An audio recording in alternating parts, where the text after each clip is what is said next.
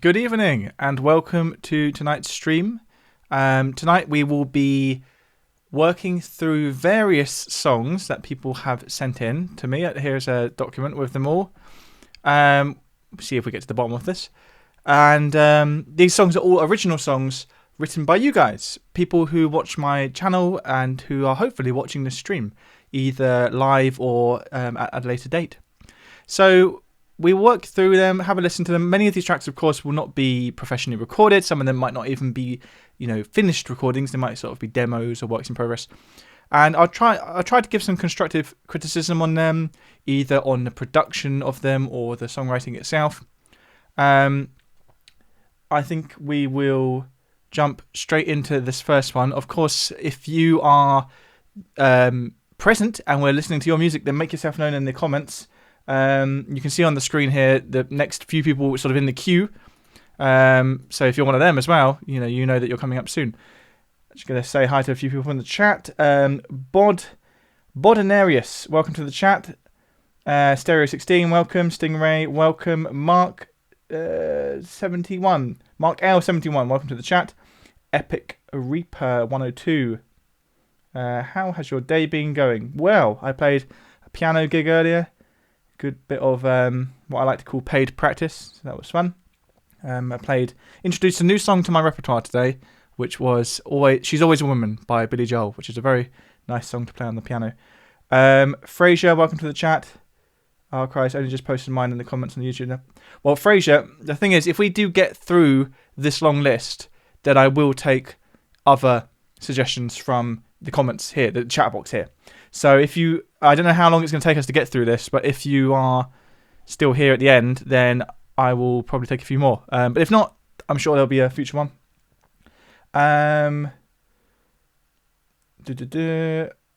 Joseph Devons, hello. Yes, you are here, and you are next in the queue after Andrew. So we'll be listening to your music quite soon. The Moose Bard was taken. Great username. Hello, welcome to the chat. Jean Marion, this sounds like it will be fun. Hopefully it will. And Epic Reaper, paid practice. Yes, exactly. Everyone should have a paid practice gig. A gig where it's like fairly low stakes, fairly casual, and you're allowed to sort of choose your own repertoire to a certain extent, because then you can just try out new things and have that added pressure of doing it in front of a crowd. But anyway, that's enough of that. Let's start listening to this. So this first song was sent in by a guy called Andrew P. He sent it to me on email, and it was put together by him and one of his friends. His friend is someone, I know their username is like Roy Alex or Royal Alex or something like that, and they comment on a lot of my videos, so I know they are an avid watcher of the channel. There they are, and we're going to listen to their song Inhuman and give a bit of feedback on it. So I'm going to play it now. If you can't hear it, by the way, I'm about to play it, but if you can't hear it when I do, let me know in the chat. But hopefully you will be able to hear Inhuman by Andrew and Alex.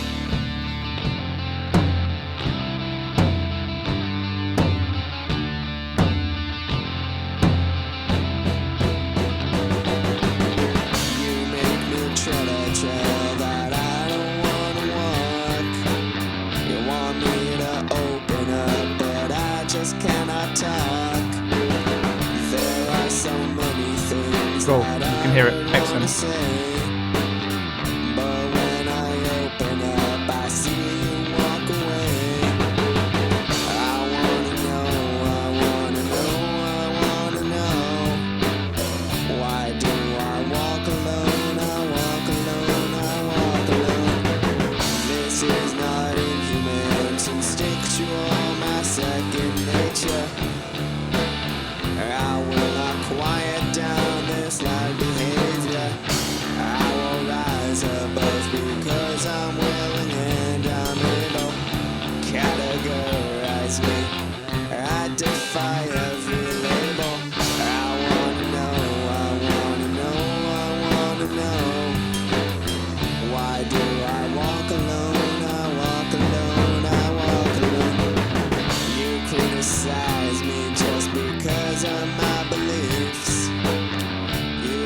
Stare at me like I'm a different breed.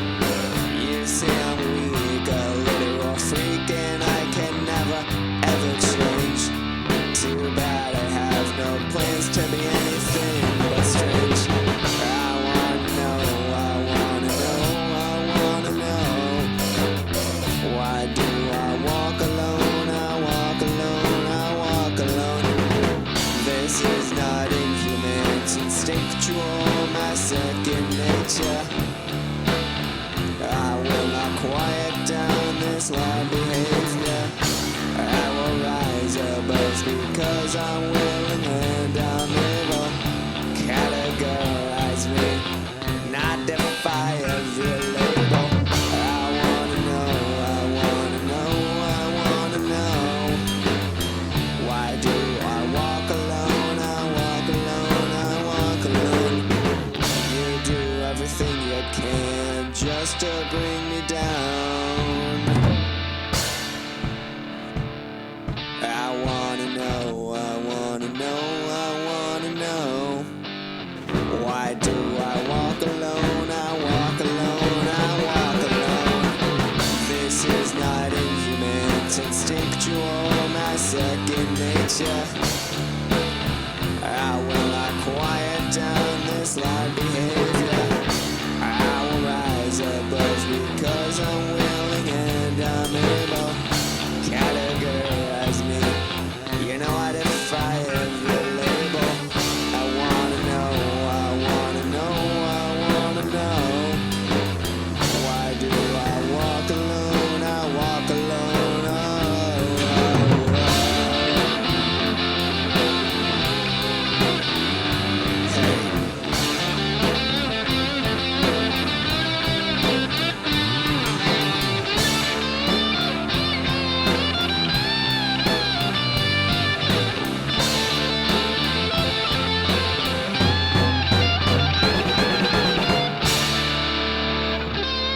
Cool. Nice. So yeah, off the bat, I really like the grungy vibe. It reminds me the sort of like the expression I want to use is tight but loose, where there's obviously moments there where it's a little bit off, the grid, but actually that adds character to this sort of thing. It reminds me of artists like Kurt Weill and also like Lou Reed and artists where the roughness is part of the vibe. One of the main things I was going to say, I think the biggest thing that would improve this is dynamics, because basically there for the first 2.5 minutes, it was the same level of everything, the same level of intensity, same chords, same volume, and it doesn't matter how good that vibe is, it will eventually get boring. So you did eventually, I think it was around like 2.5 minutes, it went down and there was a kick drum and there's suddenly a different vibe. That should have happened a lot earlier, because ultimately the verse and the chorus there sounded almost indistinguishable. So you need something to like vary it. Either it should get quieter, or a new instrument should come in, or a different chord progression, something to change things. And a way of achieving that even could be shortening the song, because it's currently 4 minutes long, which is on the slightly longer side for a rock song. So yeah. Maybe shorten things a little bit and try and find a way to have the verse and chorus be on different levels so we get that sort of sense of journey as we travel through. And the only other thing I was going to say is when you were singing the low notes in the melody, that's when there was sometimes tuning issues. The higher range of the melody, you were generally in tune. The thing is, I wonder whether changing the key of the whole thing up, by like a tone, even 3 semitones, would mean that the whole thing is now more like comfortably in your vocal range, because it might be that when you're trying to reach those low notes in the melody, you just can't reach them. So if you brought the whole thing up, that would sort of fix that. But yeah, good work. That was Inhuman by Andrew and Alex. Any additional thoughts from the chat box? Let's have a look. Yeah, Pingu fans mentioning the ending there. I thought that as well. It was almost a shame that the added interest of the guitar solo and things like that was saved right to the very end of the song, where it's things like that, it's moments like that which keep you invested in a song.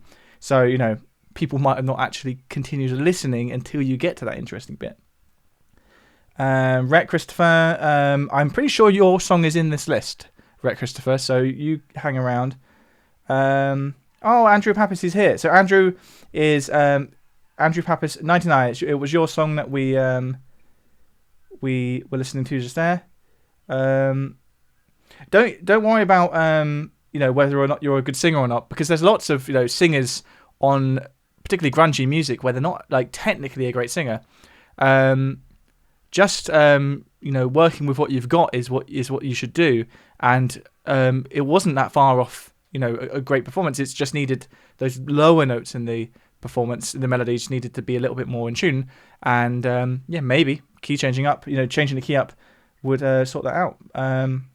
Someone here's suggesting double tracking the vocal as well, which would be a good idea, adding that thickness, and even like running the vocal through some sort of distortion effect as well, give it sort of more of a rocky vibe and almost like a lo-fi vibe. But anyway, thank you for suggesting it. It was a good work. You've done some good work there, even.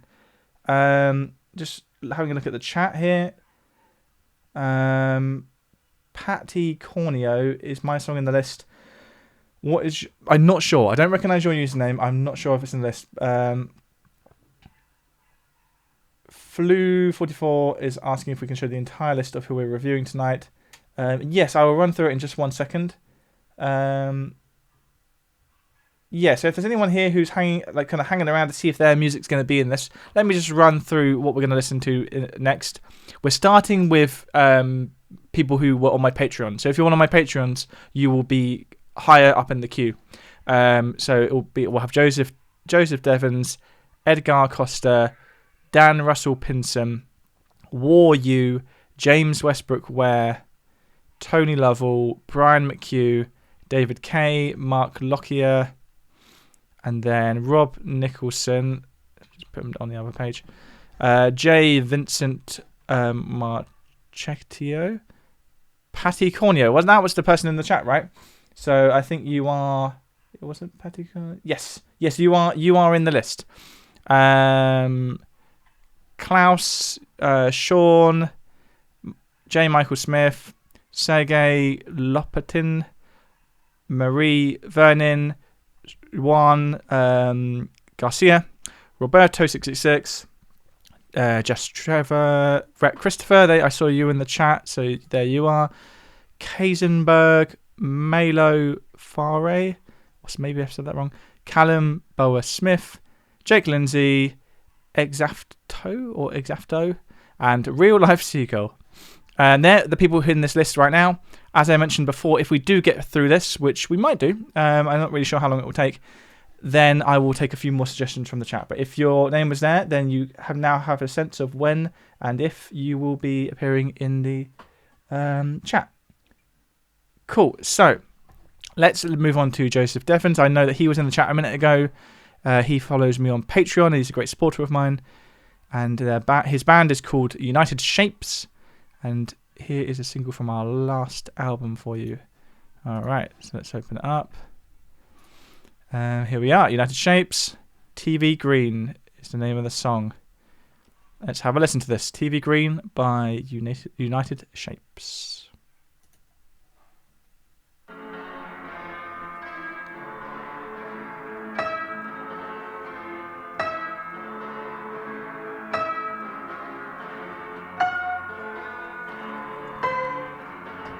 Come with me, and I'll show you what never happens.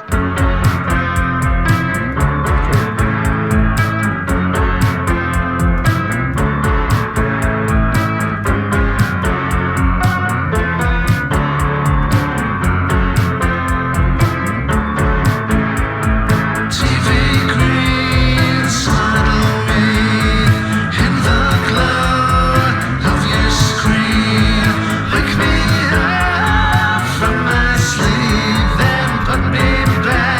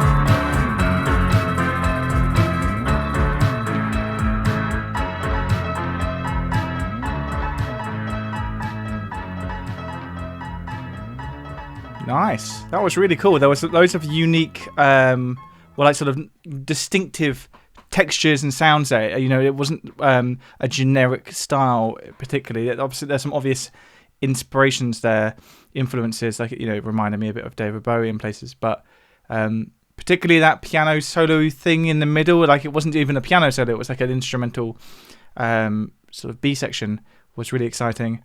I really like the use of the little sound bites as well. That was really cool. I think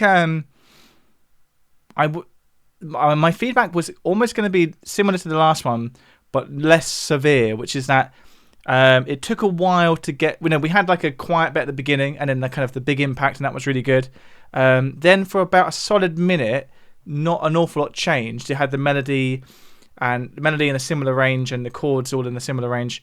It did then change to that instrumental bit. My only suggestion would be doing that maybe slightly earlier. No, I think often music is a case of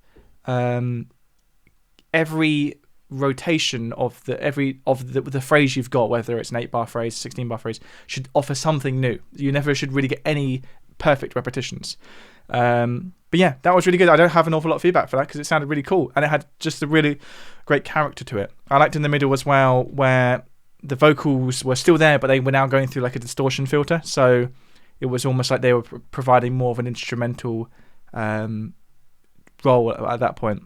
I'd be interested to know, where did you get the little voice clips from, little like sound bites? Were they made for this, or were they sampled from something else? But yeah, great job, Joseph. It was Joseph, wasn't it? Yes, it was Joseph. But yeah, just have a little look at the chat, see if anyone else is chatting about anything. By the way, guys, I appreciate that some people who commented on the YouTube post aren't on the list. Not everyone on the YouTube post got on the list because it would have just been too many. Also, YouTube has a funny way of like hiding comments sometimes when they contain links as some sort of anti-spam way. So sometimes, even if you commented early, it might not necessarily be in the list. But the thing is, I probably wouldn't have had time anyway to get through everyone. So next time, we will be doing this again. So you will definitely make it there. But yeah, we've got loads of people to go through.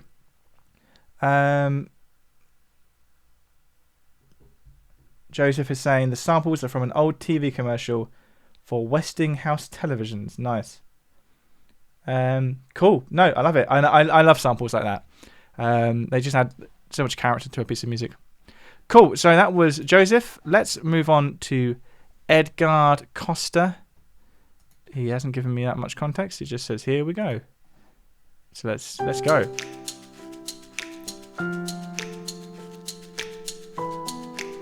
You guys can't see the information. There we are.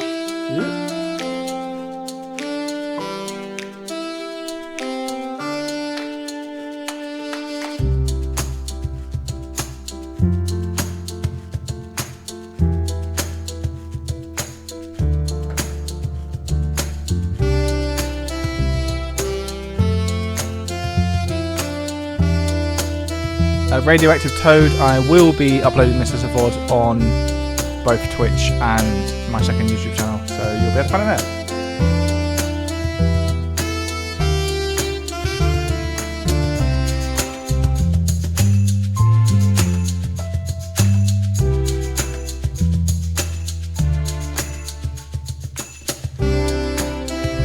By the way, guys, if you are not on the list, actually, what would be a good way of making sure you do got the next list is sending me your music to my email. Then it won't get lost. So I'm going to put my email in the chat. So if you are someone who wasn't on the list when I ran out a minute ago, but you have some music you'd like me to review, send it to me on the email, and then I will do it in a subsequent stream in the future. And I'll let you know when that stream is.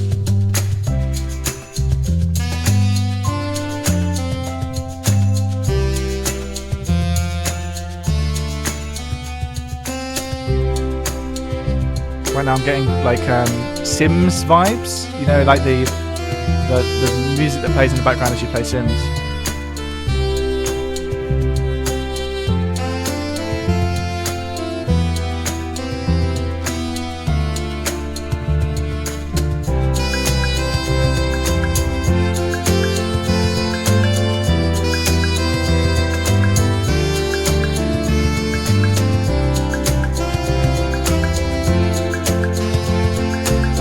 MLV, welcome to the chat there. And in regards to sending me an email, Wax, I can't read your name. Don't worry, it's just something in the subject that will make it obvious what it is. Original song for stream or something like that.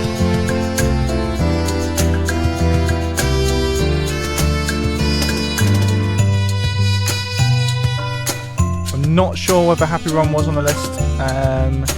If you're in doubt, just send me an email anyway.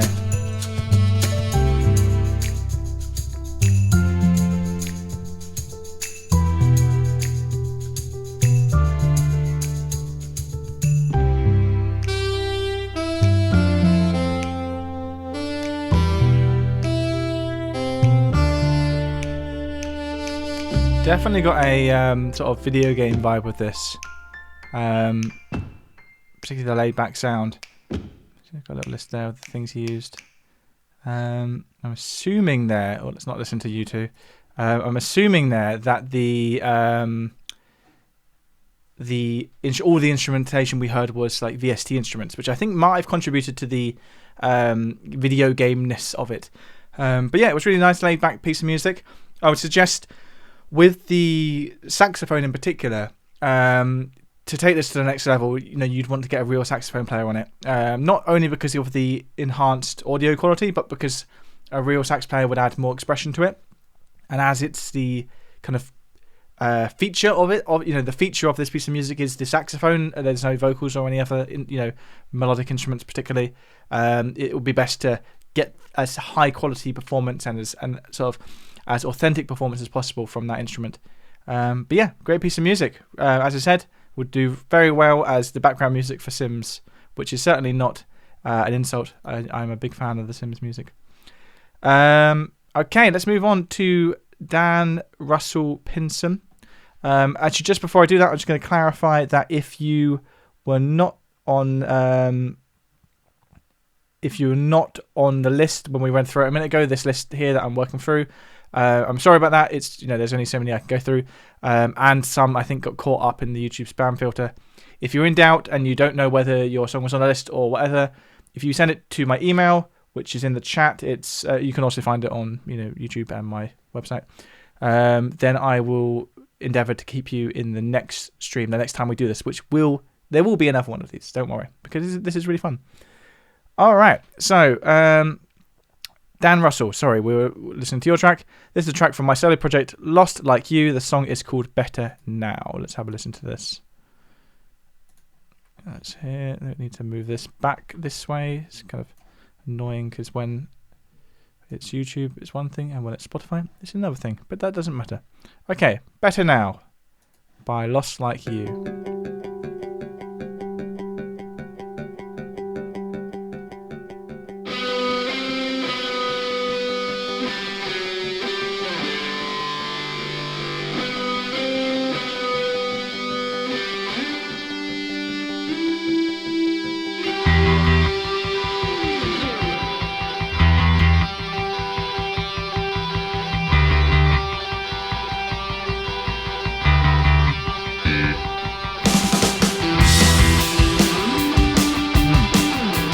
Nice sort of like misleading timing there.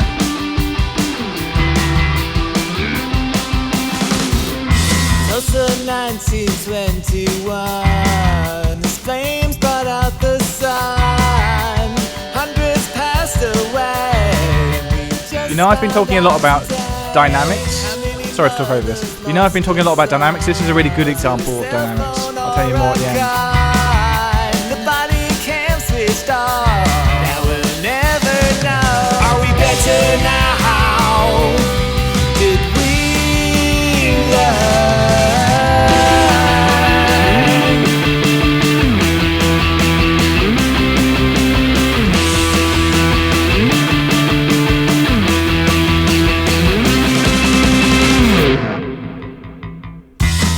cigarettes Dynamics. and jogging shoes, lying face down and confused. The lives that could have been, now they're unheard and unseen. More injustice all the time. Giving water is a crime. And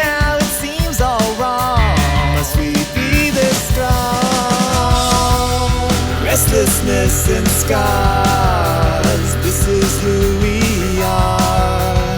Flesh and stars start clashing with the infinite. Are we better now? Can we learn? Are we better now?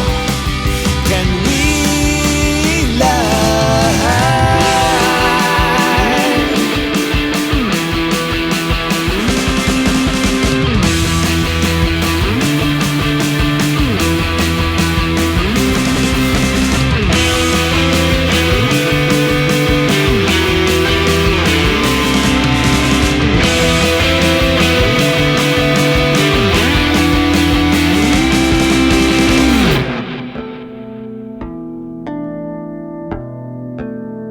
And there's some bass harmonics. I think. All this time, asleep in youth, paralyzed by the weight of the truth. Better now. Oh, you can be better now. You don't have to change the world. Better now. Oh, so much better now.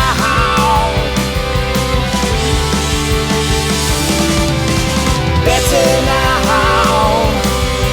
Oh, now we could be better now. We can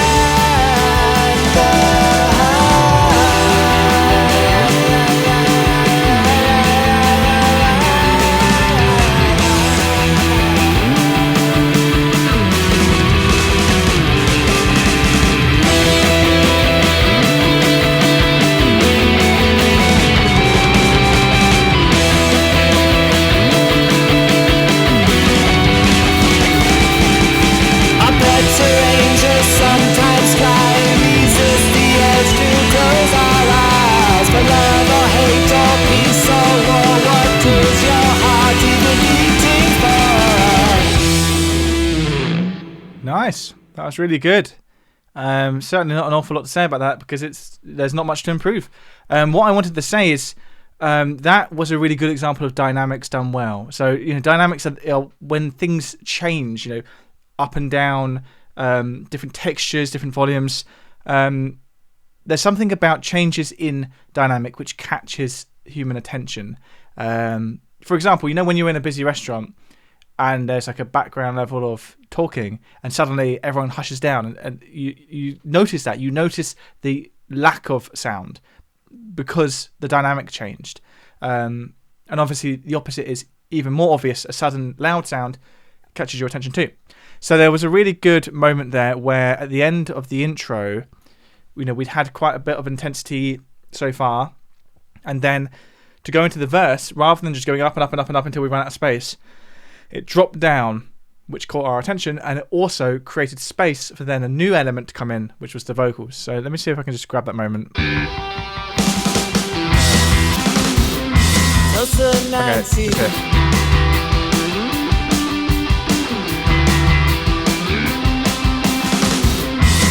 See how the guitar's gone? So the guitar went and the vocal came in. So it created space and then that space could be filled with something new.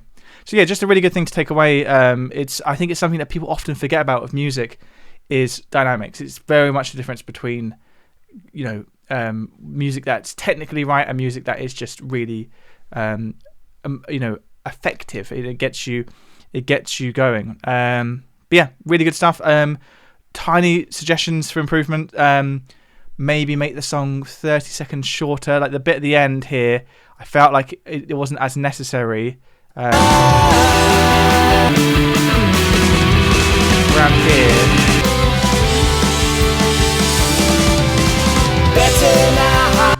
It's not bad, but there comes a point where quality is the key goal with music. So if there's a bit which is slightly less good than the rest, it might be worth just trimming it a little bit. There's a reason why most songs are about 3.5-4 minutes long. But yeah, I thought it was really good. And the only other thing I was going to suggest is that I think the vocals were slightly high in the mix because they felt like they were sat on top of the music rather than in the music. But I'm what's the word? I'm scraping the barrel now because there's not much to say on that. It was really good. Anyway, we'll move on a second. What next up is going to be War U. But let me have a little look at the chat.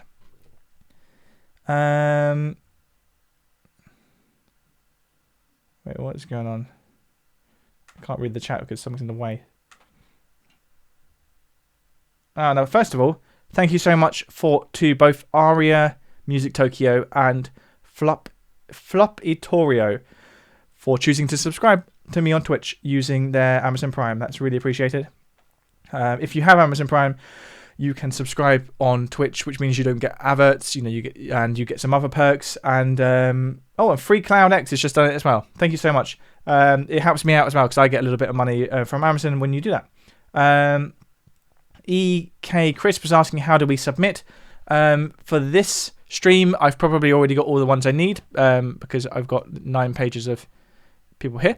But if you would like to be included in the next stream, then send me an email. My email address is in the chat, and I might actually... Can I add it on screen? I'm not an experienced streamer. Okay, I'm adding it, but it's in the wrong color font, so you can't really read it. But I'll change the font color. Okay, 1 second. This is just sort of... I'm breaking new ground here with this. Okay, it's almost there. Right. There we are. Nice. All right. No. I almost deleted it. Okay. My email address has magically appeared on the screen. It's moving around. If you email me with your song, and then I will include it in the next version of this stream. If you're not already on the list, of course, because there are many people on this list already. If you were one of my Patreons, you're almost definitely on the list unless I somehow missed you because Patreons had priority. And then beyond that, we've got these people from YouTube. Okay, but let's move on to our next song. I'm going to put that there. Maybe you can still kind of use that. I don't know. It's a bit awkward. What was it? Oh, yeah, War U. So, War U, who's one of my patrons, he says, thanks for the opportunity. This is a hobby project of mine, and I chose this one because for some reason it's the weirdest track I've ever created. It's called Delivery Man and features some samples from Neil Gaiman himself. Oh, he's an author, right? I haven't actually read any of his work, so. So you sort of have some sort of connection to Neil Gaiman, which is interesting. Let's have a listen to this. Oh, God, stupid window. Just trying to make this look a bit less ridiculous.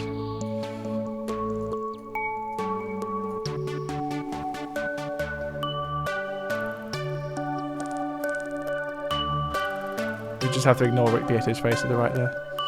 But you can't really see what this says. Definitely got like a bit of a 90s science fiction vibe going on right now. And also please ignore the fact that this keeps moving around like some madman. Oh, that's cool. It's watching me. Okay, we're going to leave it like that because it's not doing what I want it to do. It's cool. Almost got like an Aphex Twin vibe, but like happy Aphex Twin.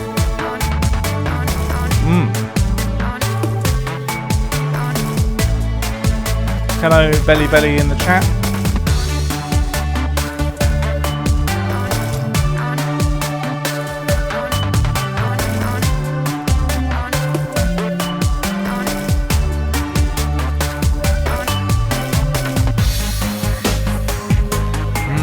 I like the introduction of extra layers.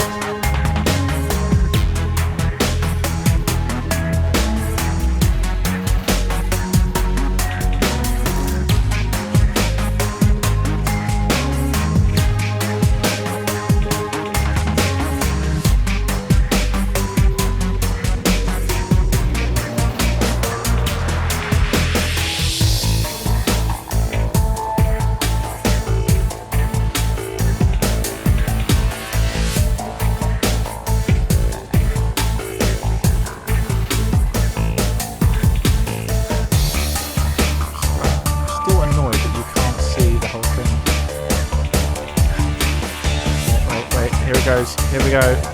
We did it. We fixed it.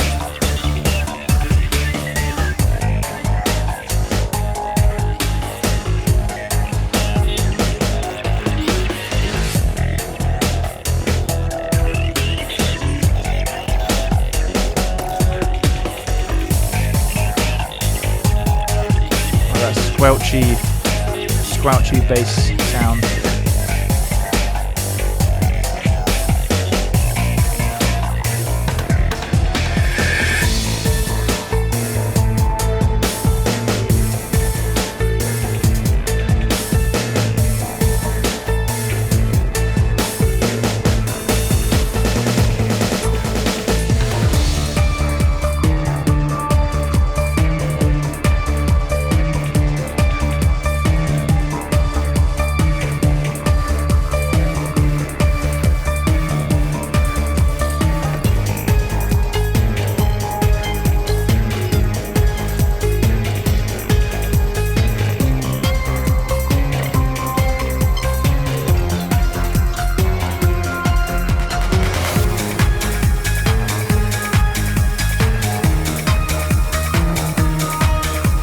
So I don't think we'll have time to listen to this whole thing, but I really like this. I like the development in it, where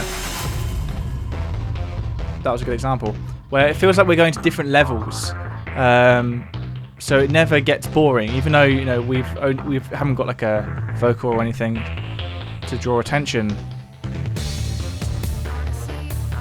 Oh, I said we didn't have a vocal, actually.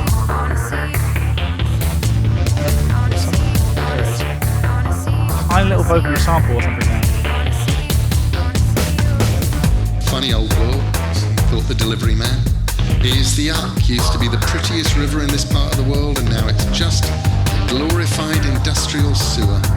The swans sink to the bottom, the fishes float on the top.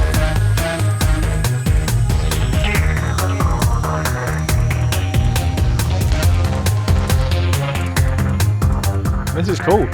I really like the use of that vocal sample. That must be the Neil Gaiman thing you're talking about. Halftime groove. Just lots of development in this, which is great. I think it's very easy for such a long piece of music, 8 minutes.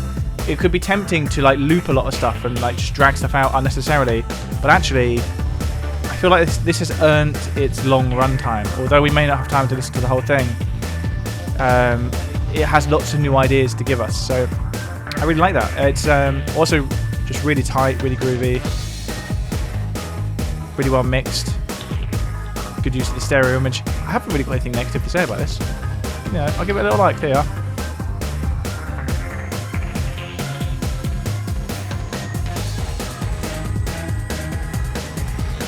No, I can't. To be honest, I can't think of anything negative to say about this. My only slightly negative thing, I guess, would be that it feels a little bit old, Think of it as dying. timbre-wise. Just think of it as leaving early to avoid the rush. The delivery man had a brief moment. So the use of just turn it down here as well. The particular Simpson that you've used have quite, to me at least, have quite a sort of late 90s, early 2000s vibe to them. Now, I'm no expert with synths and drum machines and stuff, but I wonder if you mixed up the software that you're using, the equipment you're using, whether it would slightly modernize your sound a bit. There's nothing wrong with an older sound, of course. People like older sounds as well, but it's just something to bear in mind is that it slightly dates the music a bit, maybe. But yeah, really great job. Afraid I can't listen to the whole thing, but that is really cool. I like that a lot. Let's jump back over to here again. It seems like you guys in the chat were really enjoying that one as well. Just see what you guys are talking about.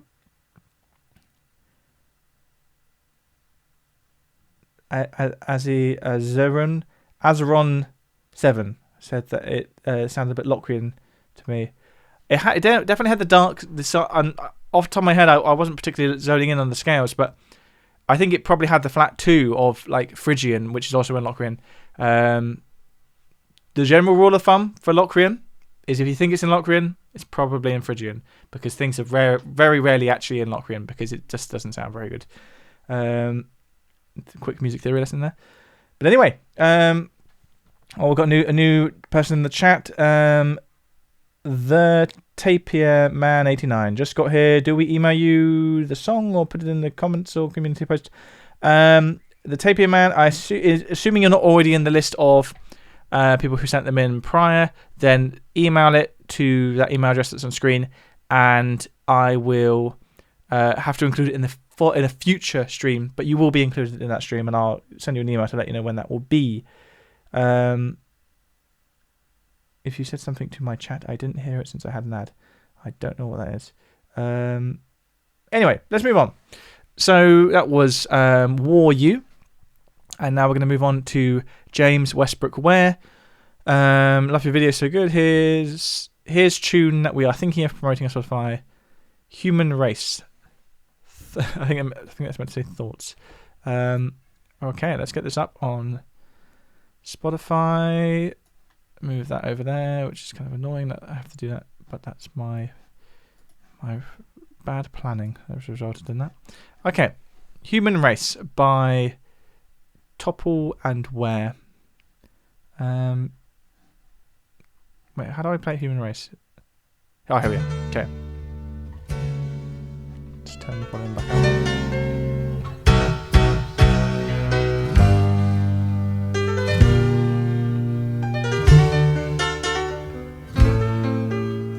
Try to find the time, moving to the rhythm of the dollar sign, climbing up the ladder and it's mighty steep. Can't remember when I had myself a good night's sleep. Oh, welcome to the human race.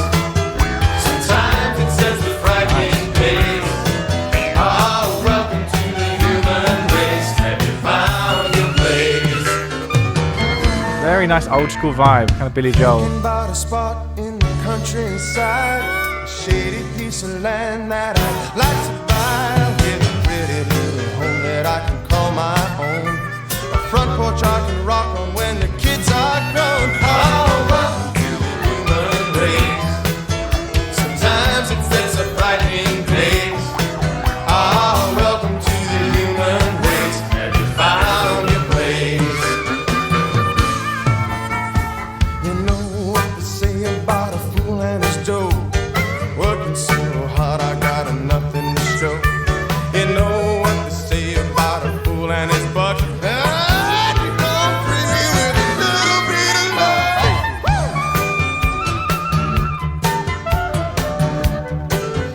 Great mix of instrumentation on this.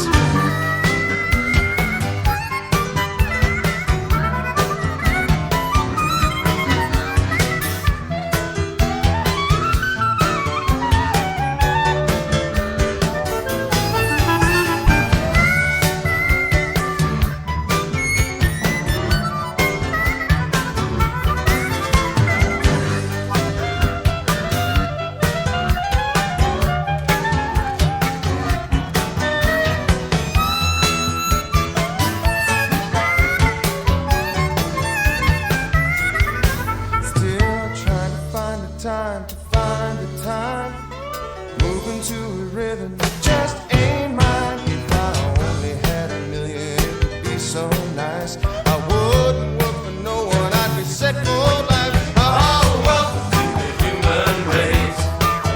Sometimes it sets a frightening pace. Oh, welcome to the human race. Sometimes it seems too much to face. Oh, welcome to the human race. Sometimes it sets a frightening pace. Oh, welcome to the human race. Have you found your place? Come on.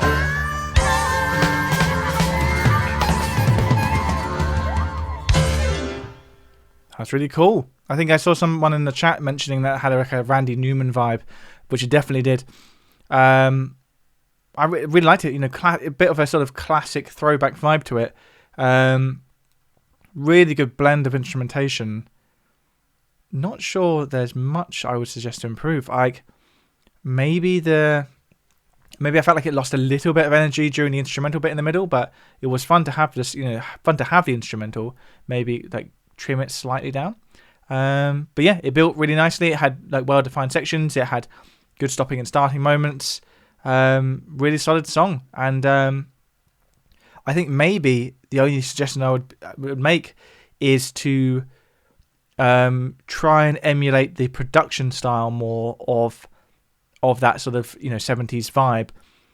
Things like having have really dry drums and a bit less compression and stuff. But to be honest, it wasn't that far off that anyway. And I am really clutching at straws now because it was really solid. I'm just gonna listen to that beginning bit again. Yeah, that piano. The piano in particular sounds really good. I don't know how you recorded that, but it sounds like a real piano. It's got all that character. Yeah, great stuff. Not much to say on that, which is always a good thing.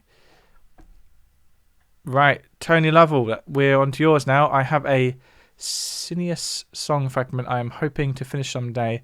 Check out the pulsing chromatic cello bass line which rises through 6 semitones with its chin out. And we're going to Tony's website for this. Let's see what this is like. Oh, fair. That's good. It's actually something we can play. I'm just going to take a quick glance at the chat, see what people are chatting about.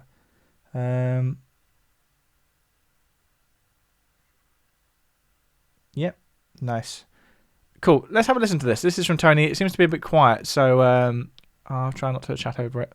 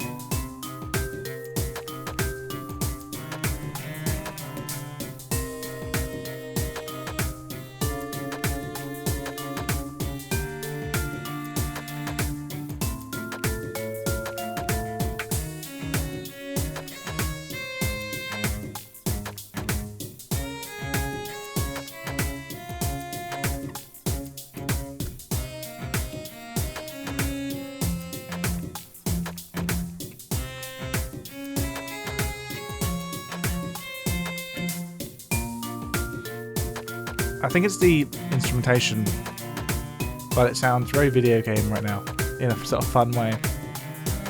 Like I'm imagining I'm playing some sort of Wii game.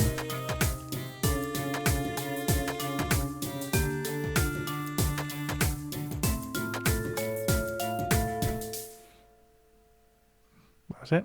He did say it was like a bit of an excerpt. Cool. I think that is a really good sketch. I think particularly with the cello being the main instrument, it's a bit like what I was saying earlier about saxophone, is there's only so much expressive quality you can get from a VST, particularly if it's quite a basic VST virtual VST. Sorry, if anyone doesn't know what that is, a virtual instrument. VST stands for Virtual Studio Technology. So obviously that wasn't a real cello. That was like a sample of a cello, which is good for sketching, and it has got its own character of its own. That sort of very kind of like cutesy video game sound, but because it doesn't have any of the expression or articulation of a real cello, it doesn't quite achieve perhaps what you're going for. Maybe that is the sound you are going for, but anything like that, nowadays it's very tempting with all of these sample libraries to think, I can write for strings, I can write for horns, I can etc, etc, and you can, but if you will always be capped really unless you take it to the next level and bring what you've done to a actual instrumentalist. So if you've written something on cello but to date you've only ever recorded it with VST, then consider maybe I'll get a real cellist involved and bring it to life a bit. But yeah, great stuff. I feel like that's got loads of potential to be worked on. What was it you were mentioning here? But yes, it's a bit of a fragment. Yeah, exactly. So it's not quite done yet.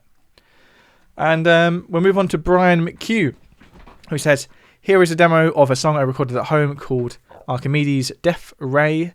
A better mixed and re-recorded version will be on my band Cloud District's next EP, hopefully released sometime this year. I would love to hear what you think. It's about working at the grocery store and dreaming about blowing your boss up with a death ray, but in a fun, upbeat way. Yeah.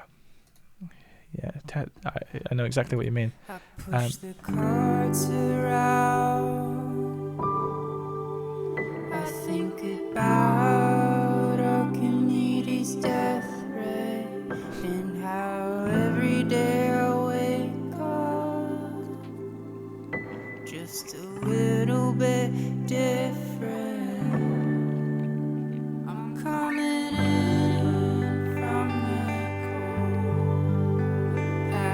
the smile. Do you know a band called Snail Mail? It sounds very reminiscent of Snail Mail.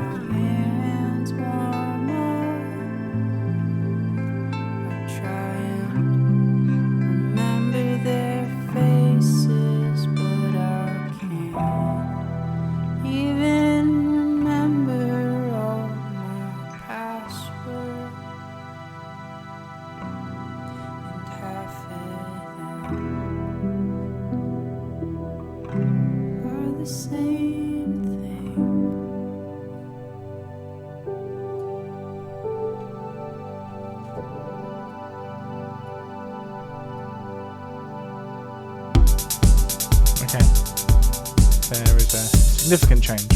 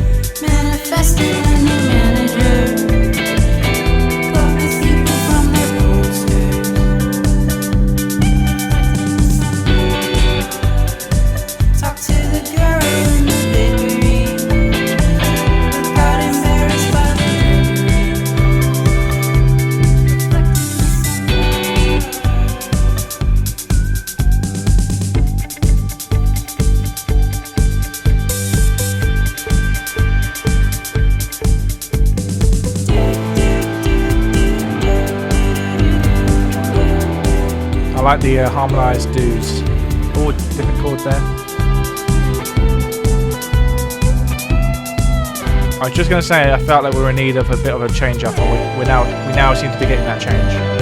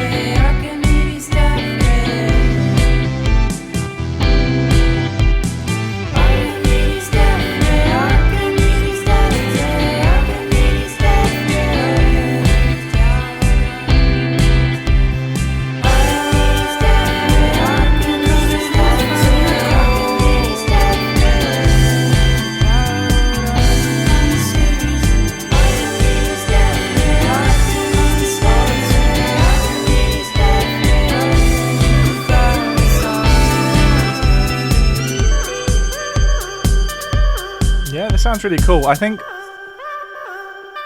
I like that. That's fun, like processed vocal thing. That was really cool. I think this is less. What I'm about to say is less relevant because you said it was a demo.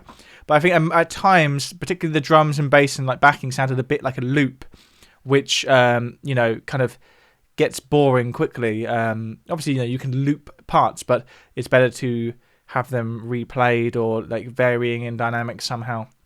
But I think that's more because it's a demo.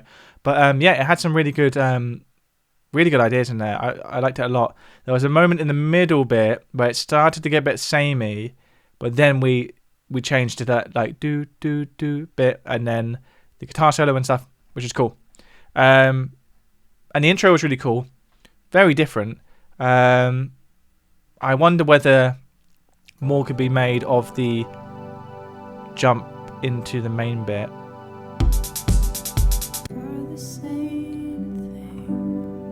No, I liked it actually. I was trying to think like it was kind of like two separate songs, but that's cool. Once again, like I've said for some of the others, maybe if you lost a bit in the middle, it would make the whole experience a bit just more exciting throughout. Just trimmed 30 seconds out of there, lost one of the rotations of the verse, maybe. But yeah, generally speaking, I thought there's loads of really good ideas in there. And yeah, hopefully when you do it with your band, it will come together real nice. Okay, let's move on to David K. Just gonna read what the chat says about. Clax says in the chat in regards to the previous track we just listened to.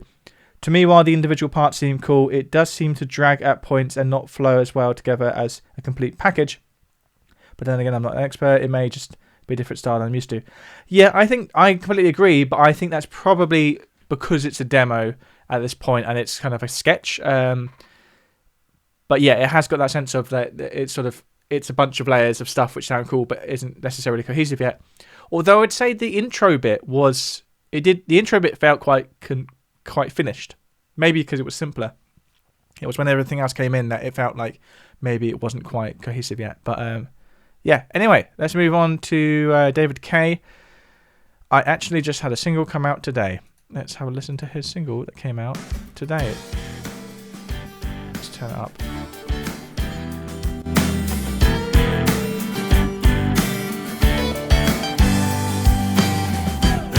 My faith for a train ride to Pittsburgh.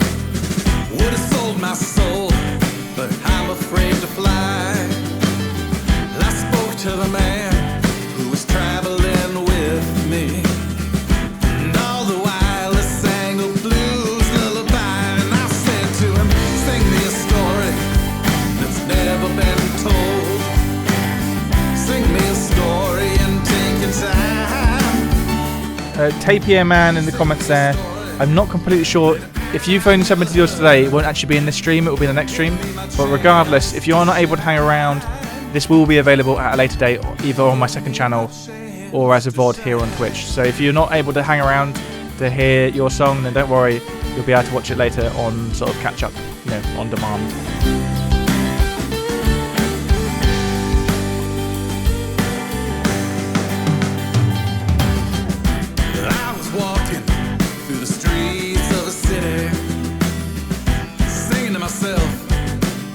Amazing grace, how sweet the sound. And a woman approached me with tears in her eyes. I looked at her and read the lines in her face, and they said to me, sing me a story that's never been told.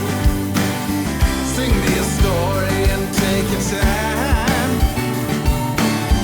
Sing me a story that I've never heard. Give me my chance to shine. Give me my chance to shine.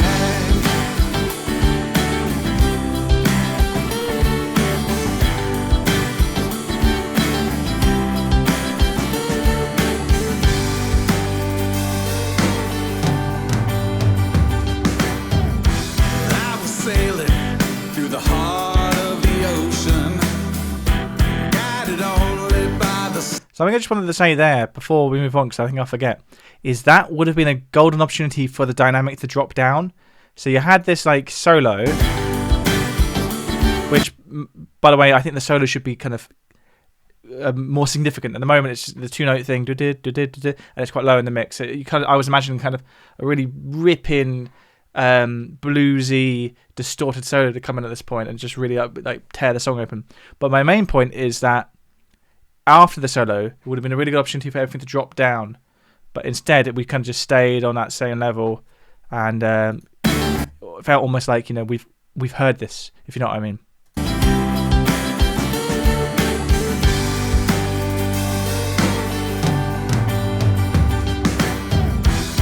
was sailing through the heart of the ocean.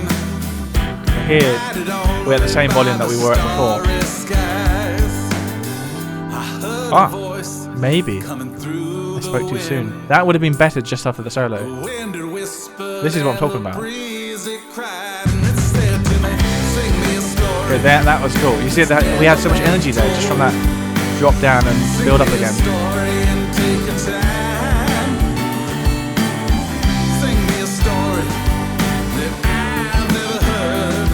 Like that.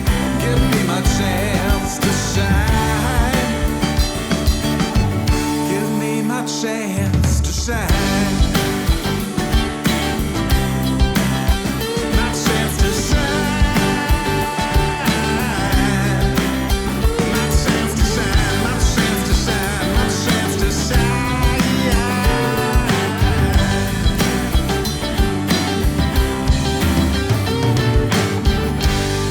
Cool. Just nice, solid sort of blues country-esque song. My first point would be the mix needs to be fixed. It had some really good instrumental parts in there. Like I feel like the drums were really well performed. The vocals were good. The vocals though were completely buried. Like they should be the centerpiece, right? So just rethink the mix a bit, get things a bit better balance of things. But beyond that, I thought it was really good. The structure and the duration is spot on, I would say. The only thing I would suggest, beyond having that dynamic drop down, which you did eventually do, actually, so I did speak a bit too soon with that, is that the solo...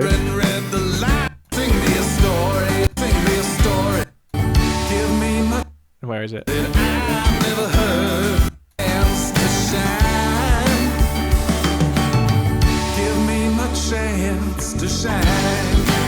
I think it's the solo. I know that is being treated like a bit of a riff. At this point, it would have been better to not go back to that and go to something different and different chords, I would say. So what I would, if I was doing this, I would go to the relative minor there and then have a great like kind of bluesy guitar solo. Because this like it's very repetitive and we've already heard it quite a lot. So there's only so much mileage you can get out of that. But that's a small detail really. I think the song in general is really good. And a slightly better mix would really bring it to life. Great work, David. All right.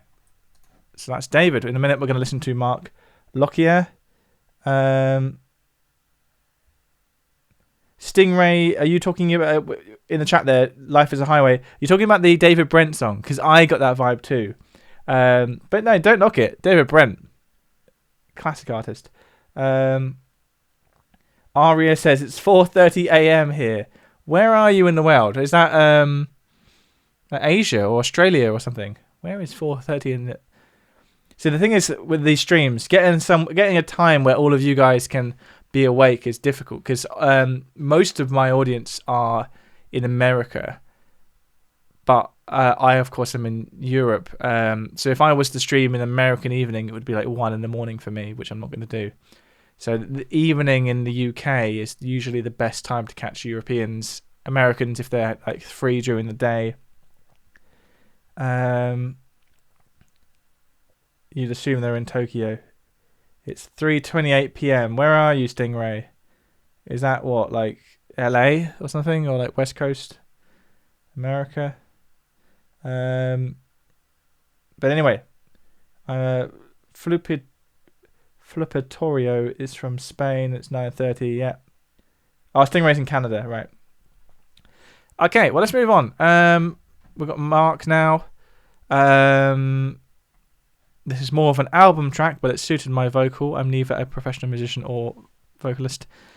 A bit different from my usual style. It's about thoughts as you drift off to sleep when you face challenges. It was written during the pandemic after about 17 years of not writing or recording music. Here we are with Mark's track, Mountain to Climb. Unfortunately, the bloody screen is really awkward. Oh, there we are. Cool. Mountains to Climb. Let's have a listen.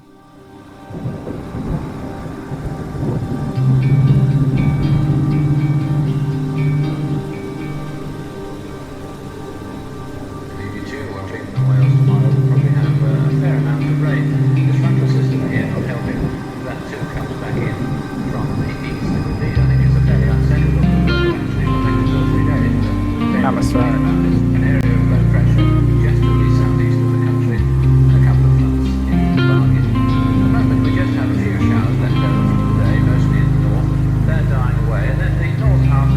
like the weather forecast.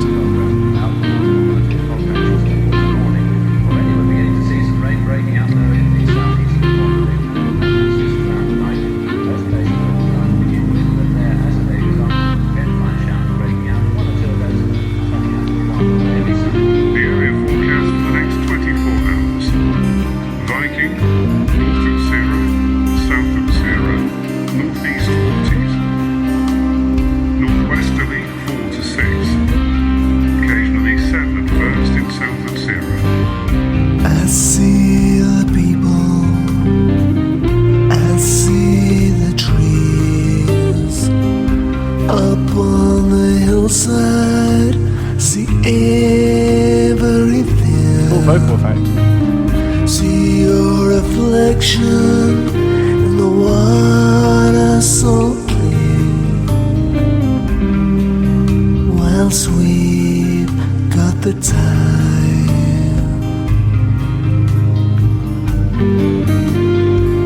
still got man and Yeah, Aria, who I now have read the full username of and realised you are in Tokyo, and I was daft to have missed that.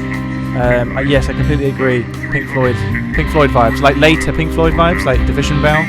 Expected Wales, 2013 by midnight tonight. Clouds all around us, rain drawing near, enshrouded mist covers all our fears. Climb higher through it, the rain turns to snow. I really like that vocal effect. It's like a harmony added. I know if I yet still got mountains to climb. Squally showers, good, occasionally moderate. Southwest 40s, property 4. Millennial Animal Music, welcome to the chat. Westerly 4 to 6, becoming variable 2 to 4. Fisher German Bight, showers, good.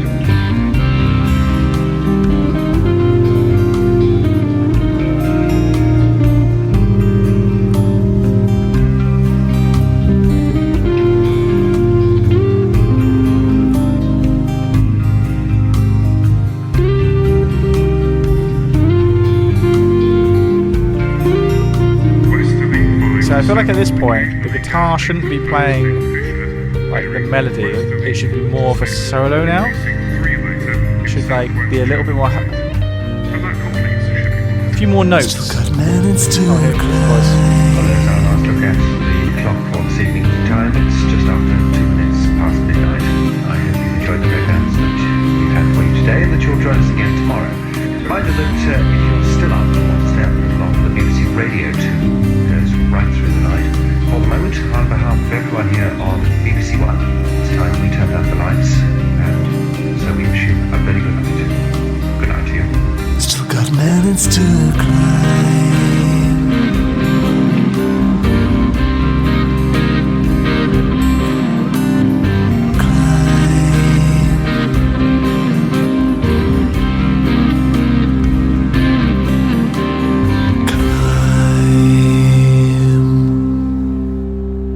That was really good. The atmosphere on that was amazing. I love that. The first thing that comes to mind as a bit of feedback is, oh, something else is playing, and I don't know where it's coming from. So I'm gonna close that. But the compression on your vocal meant that when you kind of first came into the line of vocal, like when there wasn't a vocal for a while, and then you kind of came back, it meant we had like a really loud kind of like consonant sound, like a or up or a like, which kind of like broke the mood a bit. It kind of brought us back into the room, which is a bad thing, you know, with such an atmospheric song. So I think that's just a case of adjusting your compressor a bit on your vocals. It might be a bit too heavy, and it might be that you need to play around with like the attack and release settings. I'm no like compression expert, but it just wound up being significantly louder than everything else, which meant that when you had an extended section where it was like just a guitar solo and the rest of the vibe, you kind of relaxed into that volume, and then suddenly this vocal would come in and it would kind of be too loud.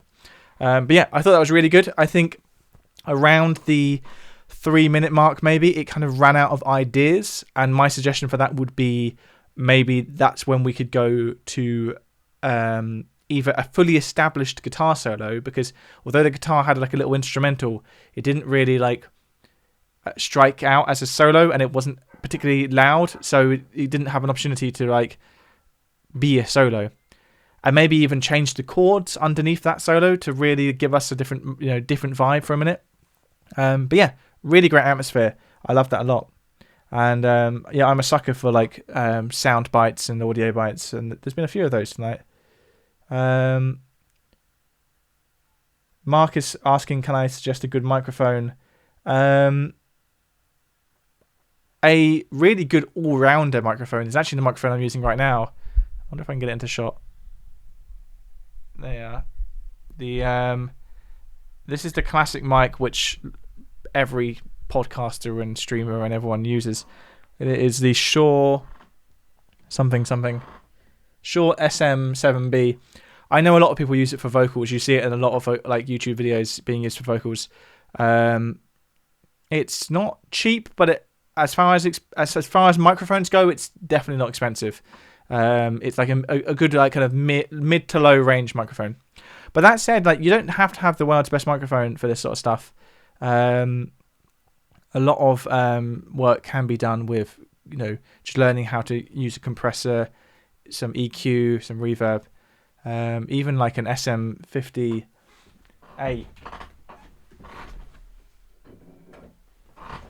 which is like the classic live mic. These sound really good, and they're like less than £100, and it will never quite sound like a beautiful studio microphone, but for the money to quality, these are absolutely amazing, and they're virtually indestructible. Anyway, nice job. Let's have a listen to the next song. That was the last Patreon, I think. Yes, it was. Okay, so now we're into YouTube people. So our first YouTube person is Rob Nicholson. He says he wrote this after watching one of my videos on key changes. I still can't figure out how many times I think it changes key, so I'd be interested to hear your thoughts. Okay, so stand by for key changes. Let's move my email. Honest, hard-working man. My email address with a long-term attention span, and God put him on this earth to cover his hands in dirt. A harmless, exemplary man who the senses can understand, 'cause he eats the same foods every day, so they know that he's doing okay. But for John James Jones to afford the new iPhone, he works so hard to feed the bills. John James Jones, a moral, upstanding man with a generous pension plan. They taught him to count beans, and they issued him his hopes and dreams. But for John James Jones to repay his student loans, he worked so long to feed his debts. John James Jones.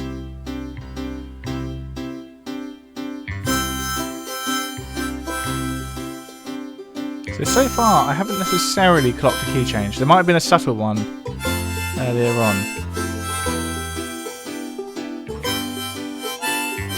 So I wonder if this album art was made by AI. Bringing home the bacon makes him feel big, but to justify his 9 to 9, Okay, so we have definitely changed key now. brings home the whole damn pig. a wistful, neglected wife, an unfortunate sacrifice, but John is doing I'm gonna pause it for a second. that child. So the key change there was actually really cool because we were in C. I was keeping track of it with the little keyboard I got on my phone. And then it went to the chord F minor, which meant that kind of initially we were like, okay, are we in C? But this is a minor 4 chord. But then we kind of established that this is a new key. But actually then the F minor pivoted us to the key of E flat. F minor is the second chord in E flat. So it was like a good pivot chord. A pivot chord is a chord that you can use to travel from one key to another because it has a sort of function in both keys.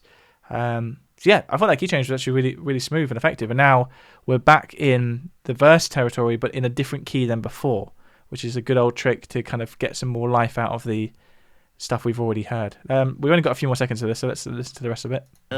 Future, so he can live the James Jones life. But for Jack James Jones to buy his very first home, he'll work so long and make more men like John James Jones.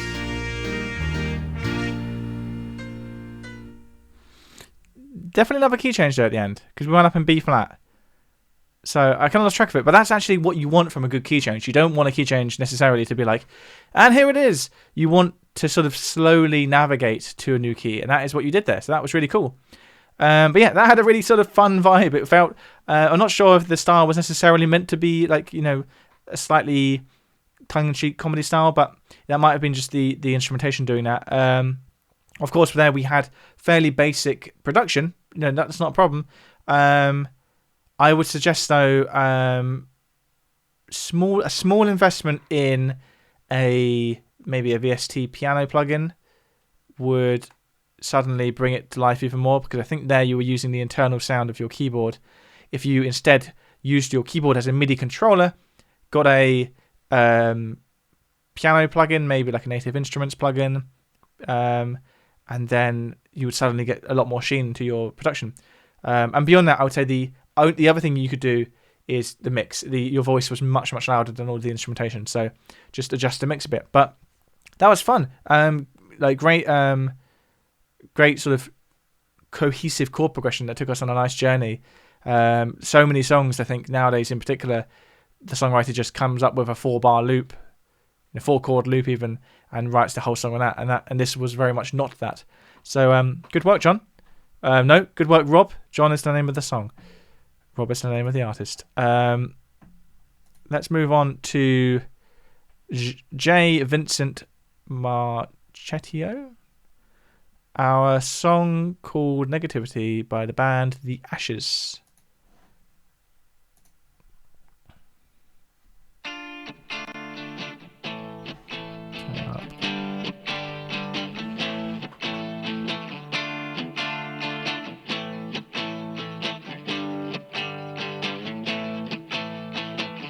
Another time I find myself in this situation. I should have understood that since my first impression. I always wanted to please you, hoping that it was fine. But soon I realized that I had to think about myself first. I had to think about myself first, because I don't want to surround myself with negativity. And I don't need it, I don't need it, I don't need it, need it, need it.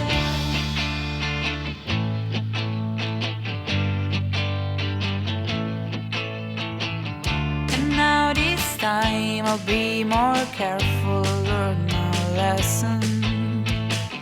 It's never right to blame others when you are wrong, and your behavior made me realize my priorities. That I need people who are really honest with me. I had to think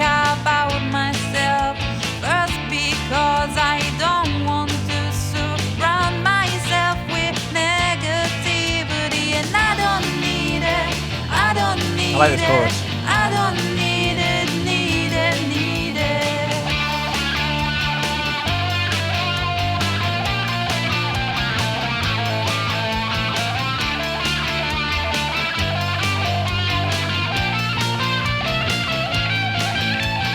I don't need it, I don't need it, I don't need it, need it. Da, da, da, da, da, da, da, da, da, da, da, da, da,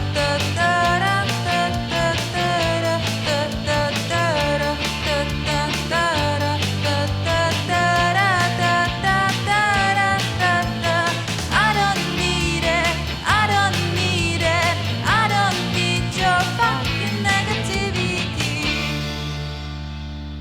That was cool. I think that had all of the right pieces and in the right places. I think sorry, my things have gone weird. 1 second. Cool. Sorry, my OBS went weird. What I was going to say is I think that had all of the right pieces it needed. It had the right structure. It's got a duration that I think is spot on for this sort of song. I think the only thing it needed is more intensity. The instrumentation was a little bit weak. It didn't, not weak in like you weren't playing well, but weak in the sense it didn't have much energy to it. It needed to be louder, if for lack of a better word. It didn't help that it was quite low in the mix, or the instrumentation. The voice was quite high in the mix. But I almost feel like if the instrumentation was heavier, chunkier, there's more there, the vocalist would have given an even sort of more energetic performance. I feel like that wanted to be a rock song, but it wasn't quite a rock song. But the thing is, it had all the sort of required pieces. So just about a case of finding that extra energy, which might be, it might be about layering another guitar part to make sure we have like lots of guitar. The drums sounded quite restrained. Where's the guitar? The drums. Understood the thing I needed. Sounded a bit like an electric kit. I had to think about myself first because I don't want to Yeah, I think that's an electric surround kit. myself with negativity, and I don't need it. Can't really tell, but it's the drums should be pumping the song a bit more. It might be more of a mixing issue, but yeah, the takeaway there is great song, good chorus, good structure, good like journey of a dynamic. Just the arrangement needs to be slightly more refined to get the most out of the song. Think about how someone could take your favorite song and do a cover of it that doesn't sound bad but doesn't sound good. And it's like it's not the song's fault because the song is better than that. It's the arrangement. It's that particular version of it. So you can write a really good song but not necessarily bring it to life in that arrangement that you've done. So, but if anything, writing a good song, that's the hard bit, and you've done that. So now you just need to bring it to life by sort of thinking a little bit about how you can get a bit more meat out of the arrangement. I'm going to get that out of here. Okay, nice. Let's move on to Patty Corneo, who was in the chat earlier, and I wonder if they're still in the chat. Hopefully they are. Is Patty Corneo still here, or whoever was sort of representing them? Oh yeah, it was you. Excellent. It was Flupatorio from Spain, who is the next one. So I'm 19. I did this EP just for fun. I haven't studied music in my life and only play ukulele, but I've learned from YouTube. It's only on Spotify because it's actually released on May 8th. So we're getting the pre-release here. It's all over the place in terms of quality because I used MuseScore, Audacity, and an iPad as a microphone. Okay, so it sounds like we're in a sort of a demo territory. There are 4 songs. If you're going to listen to one, I'd pick Black or Red. All right, well let's check that out. So, I thought Black or Red was one song. They're 2 songs. Well, let's go with Red because that seems to have the most plays. So this is Red by Patty Corneo.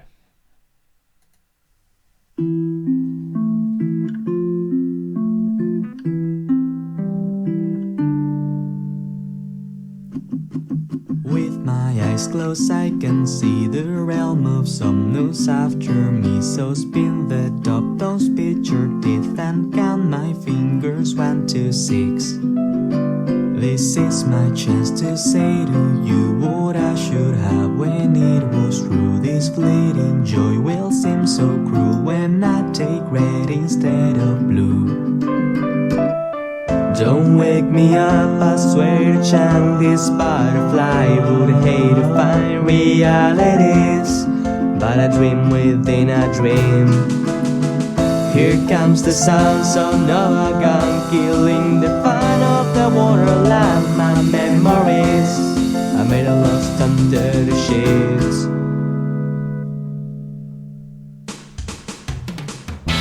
Oh, okay. Things have changed.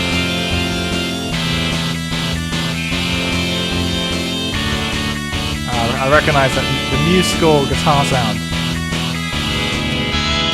Why was she once for a whole year? My cactus skin rip on my clothes. A Double giant track so vocal. smart at me. There was a fetus in my coat. A hungry turtle in the Maybe sea. just a chorus effect, but same effect. I asked a girl if we could kiss. She was a lesbian. Oh no. We had an accident and died when we were born. I played. Next thing I know, we are lost. So till the walls rain. I jumped the walls. I started golden. Samson orang orange ringtone. If you send your song to the email address on screen, you will be included in the next stream we do of this, and I will let you know when that is. I'm so harmonic, hilarious, just to find another mode. I got to blur out confession since I got nothing to lose. I climbed to our conversations knowing they were never true. Waited this to save our connection, but I just wanna talk to you. I had my first kiss over and over again, with your sweet voice, with you and even with my best friend. I shared a joint with people I don't 16, so don't swim. I've had sex. Right now my dream is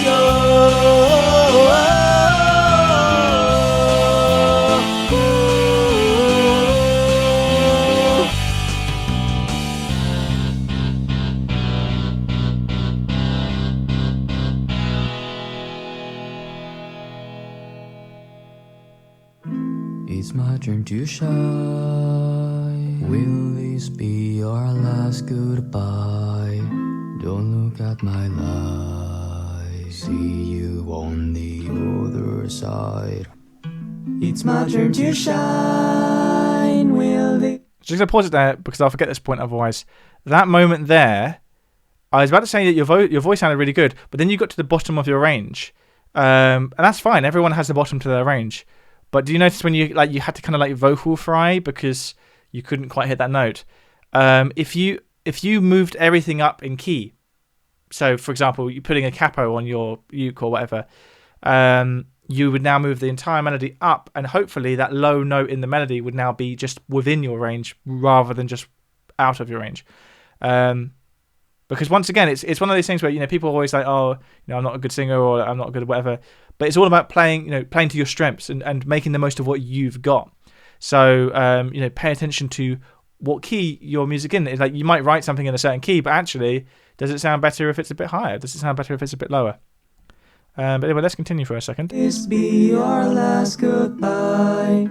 Don't look at my light. I'll see you on the other side. Oh, but now my dream is yours.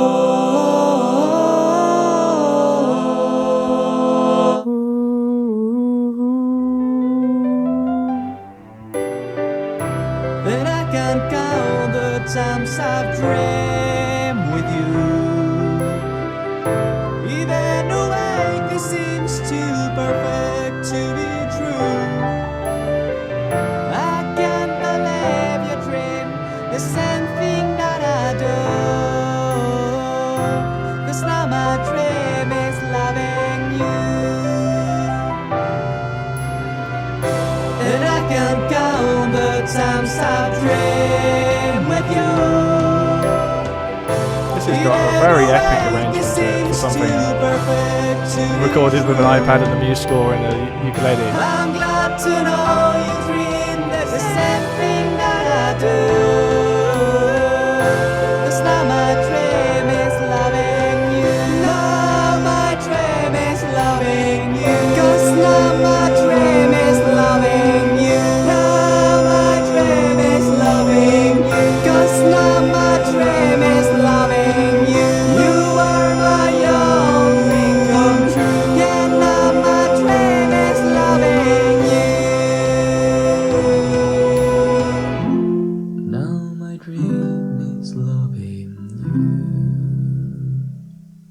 That's really cool. Oh, it's the more. Radio crackle. A bit more uke. To be honest, the uke was one of the best bits. Like, the uke and your voice combination was really solid. And like, what did you say? It was just an iPad or something. It was. If it is just an iPad microphone, that sounds really good. The rest of it, I had so many great ideas, and there was moments in there, particularly when you with your like vocal harmonies and that, which were really interesting and had loads of potential. It's just one of those things where, like if you've only got certain resources to play with, you're usually best off playing to the strengths of those resources. But you've kind of gone the opposite direction, where you've written something even some of the most laden musicians wouldn't be able to pull off because it's so epic and massive. But it's got so much potential there. I think, particularly at the beginning here. See the realm of some news after me, so spin the top, don't spin. If this is the bit which you're effectively using the iPad and that, I think once you start getting to real instrumentation rather than using the MuseScore stuff, you will suddenly come to life with this, because MuseScore isn't intended for the sounds are kind of reference only. They're not really meant to have musicality to them, which is why they sound a little bit weird. But this is like this feels like a really good sketch of something that could be really epic. One other little tiny thing I was going to mention is, no, not there. I'm glad to know you dream that's the same thing that I do. It's not my dream, it's loving you. No, my dream is loving you. So that bit, you've recorded the same melody twice, right? And the thing is, I can get the sense you're going for like a crowd vocal, like a gang vocal, but because it's not quite together tuning wise, it means that it doesn't quite. The whole melody gets lost because you get two versions of the melody which aren't quite right. So I think in that instance you'd be better off with one track rather than double tracking it. And one last little thing I was going to suggest, just to kind of bring out the best of what you've got here, is you can hear it here. Your voice. With my eyes closed, I can see the realm. How bassy that sounds. After me, your so voice. Spin the top, don't spit your And that will be an aspect of the microphone you're using. But I don't know how you recorded this exactly, but if you have an EQ, bring the lows and the low mids down and bring the high end up. And you should suddenly hear all the brightness return to your vocal, because right now it sounds muddy because it's too bassy. But yeah, really great. This feels, looking at this, it seems like this is some sort of concept album. You've obviously got a lot of imagination going on here. And I would encourage you to invest in yourself and just, a few of the right tools here and there, maybe even working with some other musicians, and you could really bring these ideas to life. So, thank you for submitting that. Some really good ideas there. Very original. Okay. Let's move on to Klaus. I hope you like this little classical tune I composed when I was 20 years old. I'm not really a pianist, keyboardist, but I can manage simple melodies. Here we are with Klaus's Simple Melody.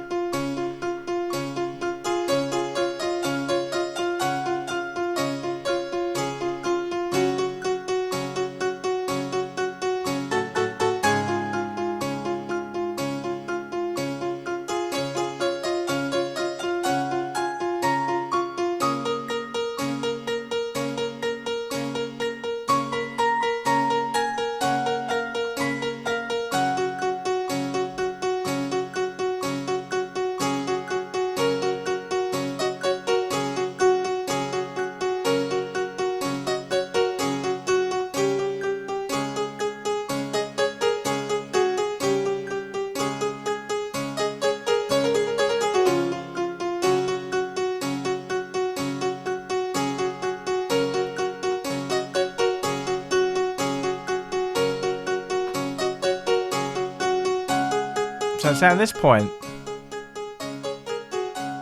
Almost feels like we've run out of steam a bit. It's like, oh no, something new.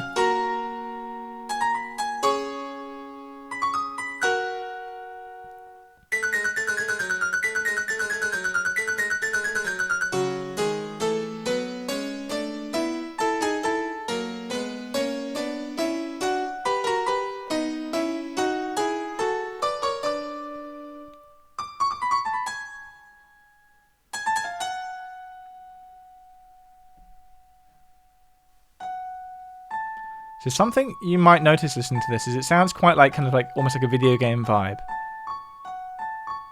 One of the reasons it doesn't sound like a real piano, you notice that every single note sounds like it's the same volume, it's like the same velocity. Because my guess would be that this was either from a keyboard that didn't have dynamic response, so like a keyboard where it doesn't matter how hard you hit the key, it still sounds the same volume, or it was exported from like a sheet music program and then loaded in as MIDI, and therefore the velocity of all the MIDI notes was like completely flat. And the reason I mention that is that the thing that makes the piano an expressive instrument and why you can easily write solo piano music that sounds really expressive is its dynamic range. Is the fact that music can, in real time, go quiet and soft, and you can even have a soft thing in your left hand and a loud thing in your right hand.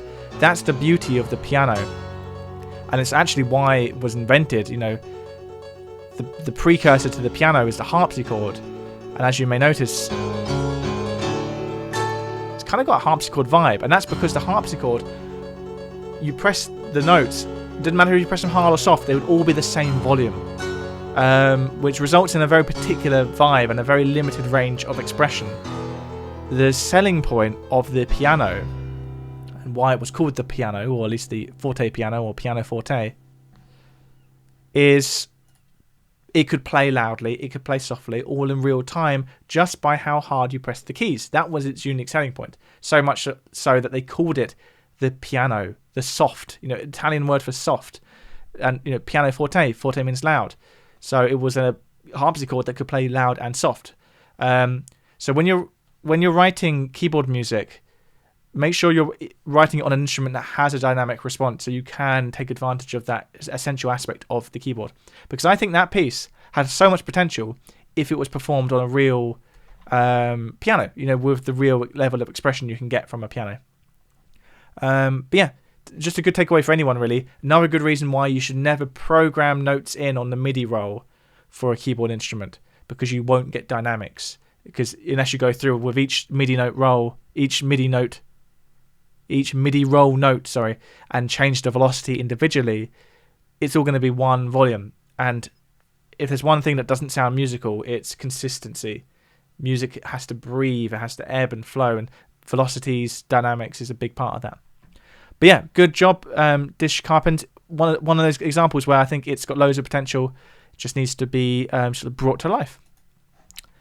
All right. In a second, we're going to listen to Sean Lynch. Just have a little peek at the chat. Cool. Yeah, let's move on.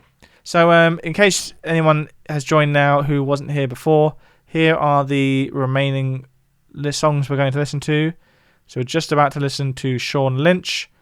Then we've got J. Michael, Sergey, Marie, Juan, Roberto, Just Trevor, Rhett Christopher, Kaisenberg, Rose, 6251. I added you in. You were in the chat.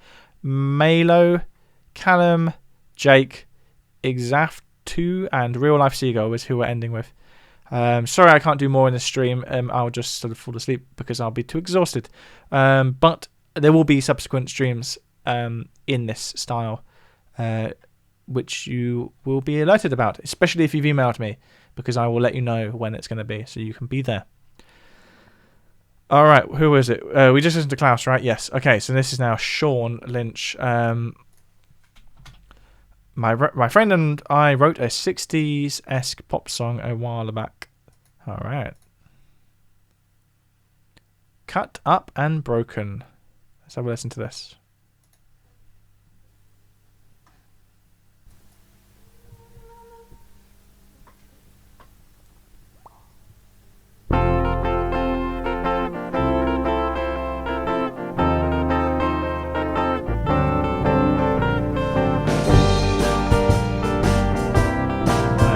I already like the vibe.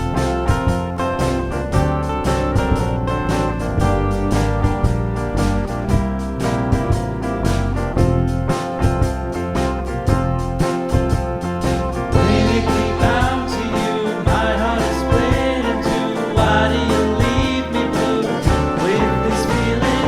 Leaving me out of touch, missing you oh so much. I can't imagine my life without you. Caught up and broken with no one to pick up the glass. You'll never leave my mind. One day I hope I find someone who makes me as happy as you made me. Wasting my life away, waiting here for the day I get to meet that. I really like the chord progression.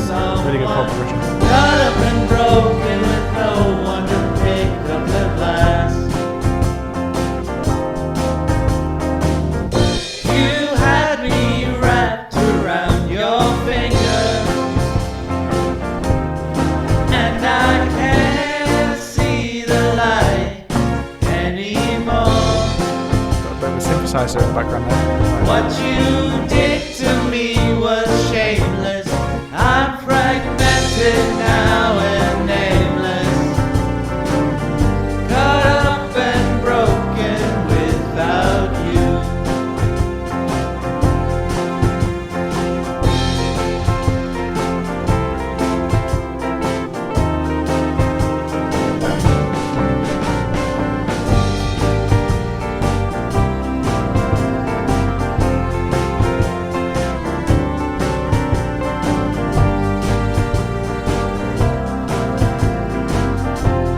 So right now we're in like an instrumental, right? Just pause it for a second. So that instrumental there was a golden opportunity for something to happen, and it didn't happen. What I was feeling was like a Maxwell Silverhammer style synth solo, because you've already got the synth like bubbling away in the background. I think that sounds really cool. In that moment there, all we got was the same do do do do do do, like kind of chord progression riff. We've already had that. This is the opportunity for something new. So yeah, it's almost like an obvious hole in the song there, which just needed something to fill it. Anyway, let's continue listening. Your finger, and I can't see the light anymore. What you did to me was shameless. I'm fragmented now and nameless.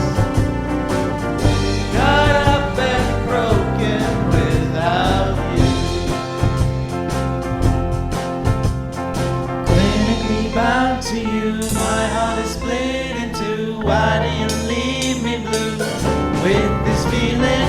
Leaving me out of touch, missing you oh so much. I can't imagine my life without you. Caught up and broken with no one to pick up the glass.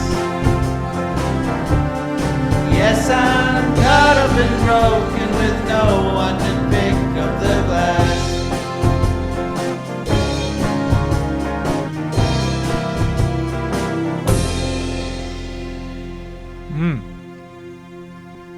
I definitely got that 60s vibe. Funnily enough, I actually got a bit of an Elliott Smith vibe before the vocals came in, because Elliott Smith is definitely like 60s-esque, but with a kind of a lo-fi edge. Here, I almost can imagine a bit of double-tracked Elliott Smith coming in here.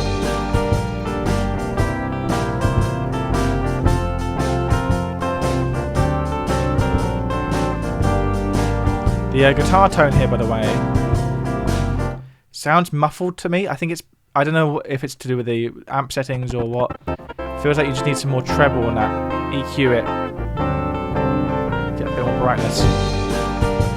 and maybe 2 guitars, one left and one right, to like get a bit of a jangle going on.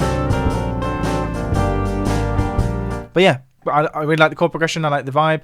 I would suggest one other thing is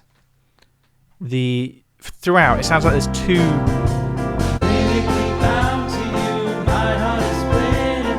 It sounds like there's 2 lead vocals. I can't tell if that's. I think it's 2 different people, but a bit like I was suggesting on one of the previous tracks, when 2 people are singing the exact same melody, it only really works if it's really in sync.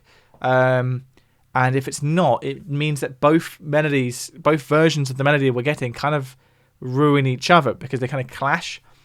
We hear all of the imperfections between the 2. If we only had the one, it doesn't matter if it was a little bit rough around the edges because we can kind of like get into it. But if we got 2 and neither of them are quite in with each other, they kind of just, counter each other out to a certain extent. So I would suggest a really simple thing you could do to, bring the song to life a bit more is just have one singer. And I would then maybe even like put a chorus effect on it to get that thicker sound again that you might have been going for. But yeah, I really like that.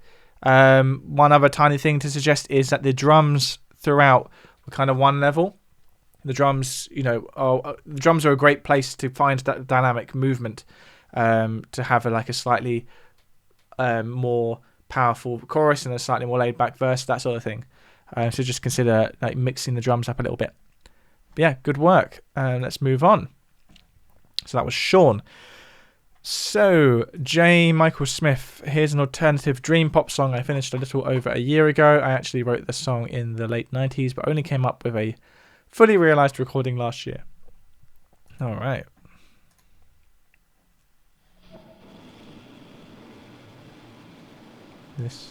The Why Is How by J. Michael Smith.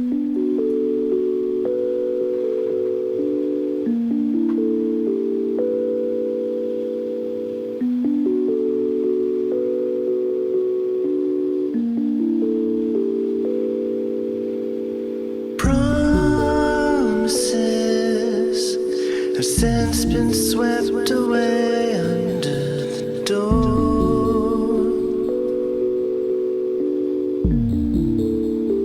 Words spoken taint the color of the air, where they wrap themselves around a cactus tongue.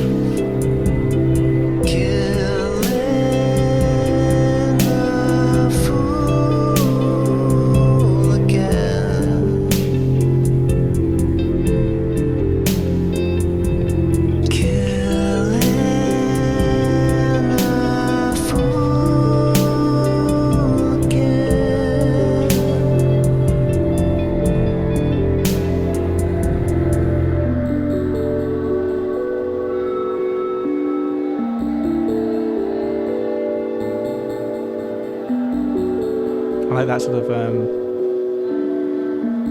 buzzy synth that's appearing. Yeah. Nice. It's really kind of picked up now. I feel like it probably should have happened earlier, but this is really good.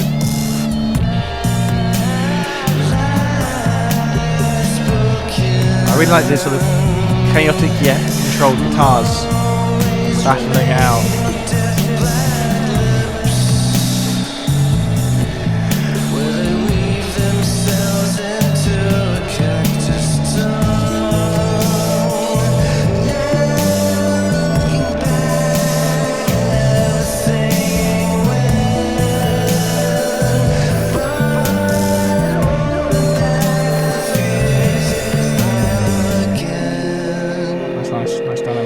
Neither day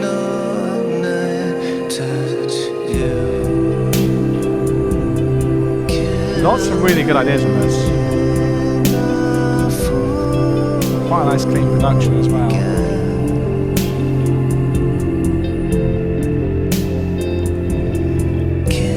Also, like, there's some sort of odd time signature vibe going on in this chorus.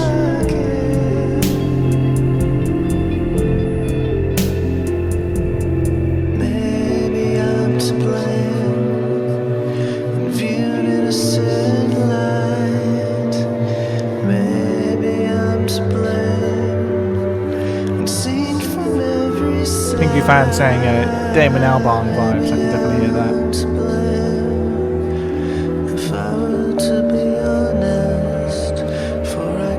Synthetic music, welcome to the chat.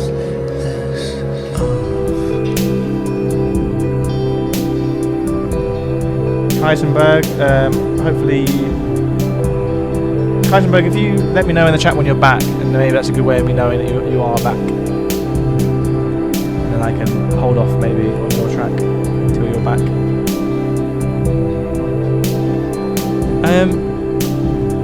I am actually going to whiz forward on this. So it does change again. So the fact that I'm whizzing forward on that exemplifies my only critique of it. I thought that was really good. I love the atmosphere of it. I love the instrumentation was really cool, really creative. The thing was really well recorded. It was just too long, I thought. It's almost like it should have been 4 minutes long, I think. I'm trying to decide in my head how long it should have been.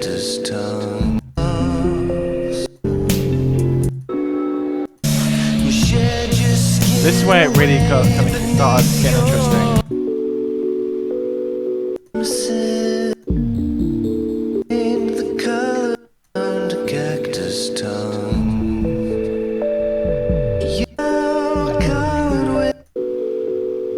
I think we just spent a bit too long in this vibe at the beginning, and maybe also over here at the end. There's maybe not enough to warrant it being that long. But yeah, it's a common thing, I think, for songs to be a little bit too long.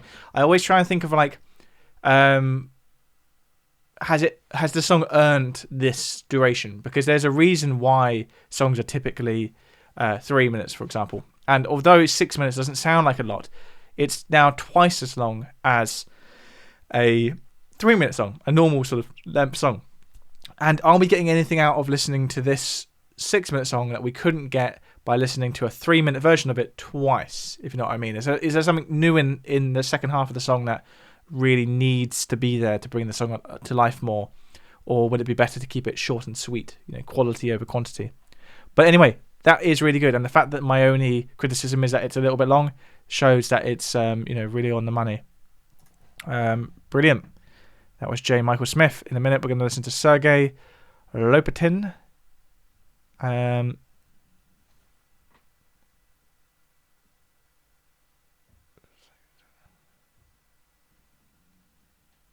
Cool. Just having a little look at the chat. G. Kex Machina. Longer songs almost are low. I-O? L-O? Not really sure what you mean by that. Maybe you hit enter too early. I don't know. Like parts. Is that what you meant? Yeah, and there's definitely a place for longer songs. Some of my favourite songs really are longer songs. But it's almost like there's... The longer you make your song, the more you have to work for it, the more you have to earn that sort of duration. But anyway, let's listen to Sergei. Not really got much information, but let's just see what it is.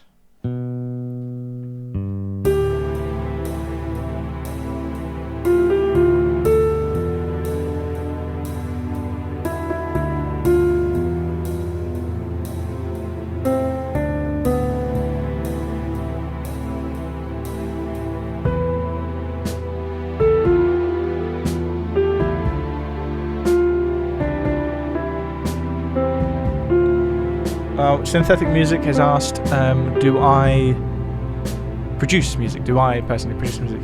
And I have got a fair amount of experience producing, but I wouldn't call myself a producer. I think producing is almost like a dark art. There's like so many things to be aware of. But I produce all my own music. But I think it's important to remember sometimes that if you really want to get your music to the next level, then sometimes it's good to outsource things. And if you don't feel like you are the best producer in the world, or maybe there's an element of the producing like mixing or mastering which could maybe be done better by someone else, consider investing in your own music and doing that, getting someone else to do it. But that said, I produce a lot of music for my YouTube channel, and I've produced a lot of my own music, like library music, which has been used in adverts and television shows and stuff like that. So I guess I am a producer, but I'm very aware of all the stuff I still don't know. Now, talking about the music here, I think this is really cool. I think it is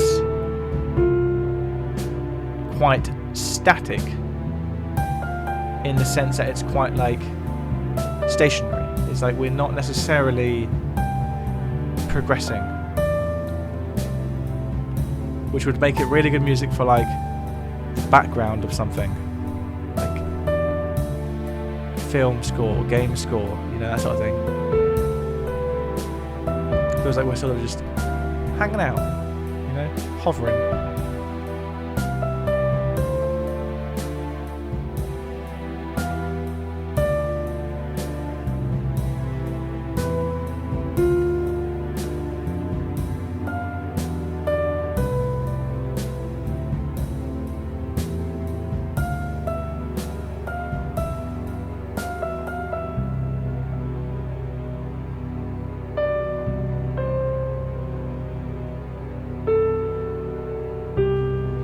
So yeah, I think this is one of those songs where it's very much in that ambient place. It's reminding me now a bit of the like Minecraft music, where ambient music.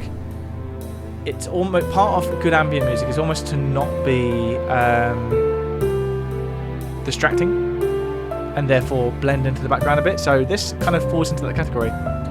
My only criticism would be that this piano melody, which is like the main feature, is a little bit rambling. It doesn't really have any structure to it. I think we'd be better off with a lot less. It'd be like less is more. You can imagine like just like a couple notes motif, like doo-dee-doo, doo-dee-doo, and then like a lot of pause.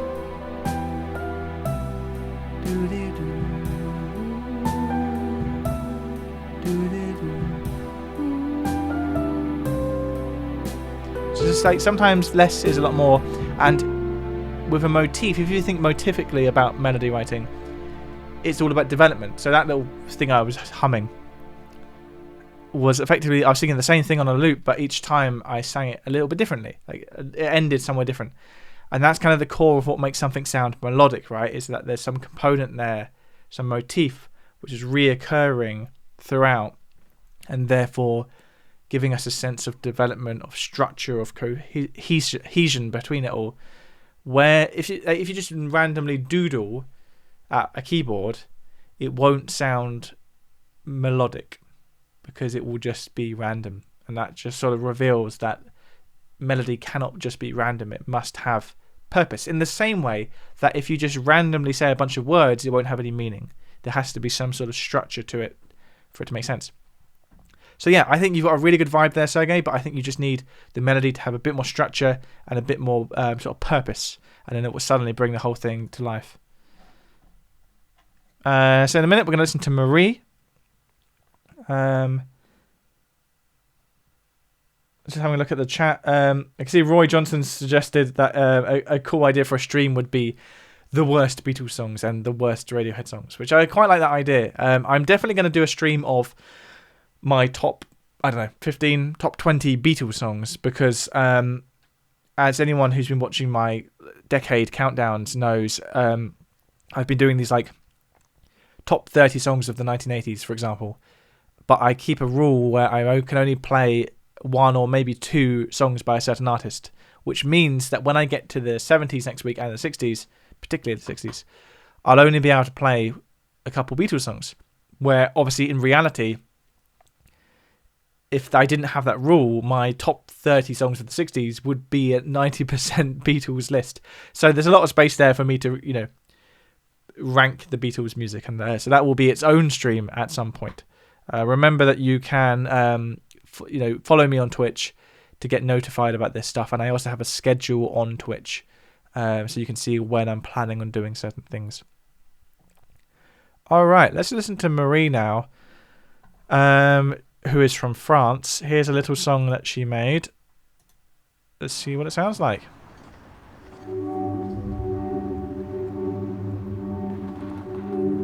Nice. Kaisenberg's back. Cool.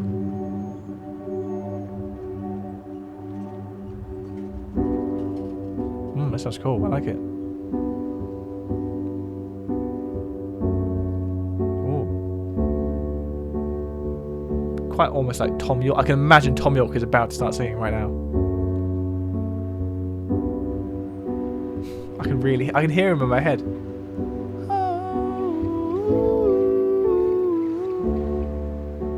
That's what he's singing in my head, but better than that.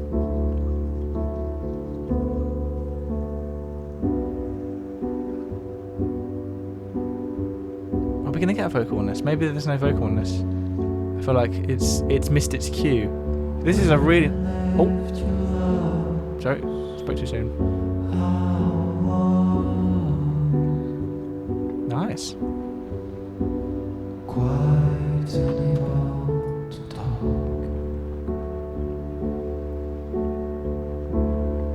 I like this a lot. Great atmosphere.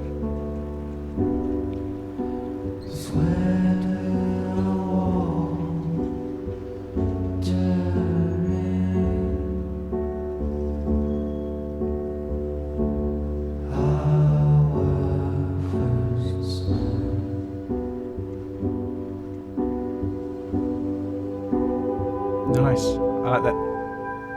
That's really nice. Synth line coming in there. It's almost, I think it sounds like could be a Prophet, It sounds really nice. Prophet synth.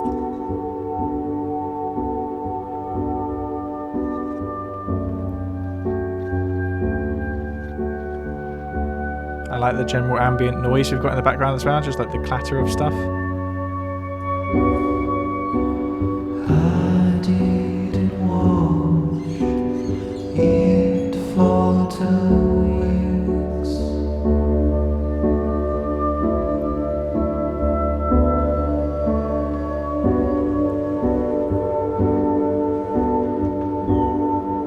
So you can't imagine how Nice. much I smile.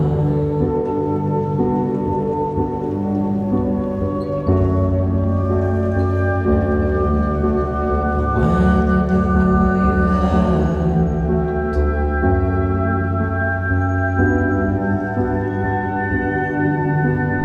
don't say.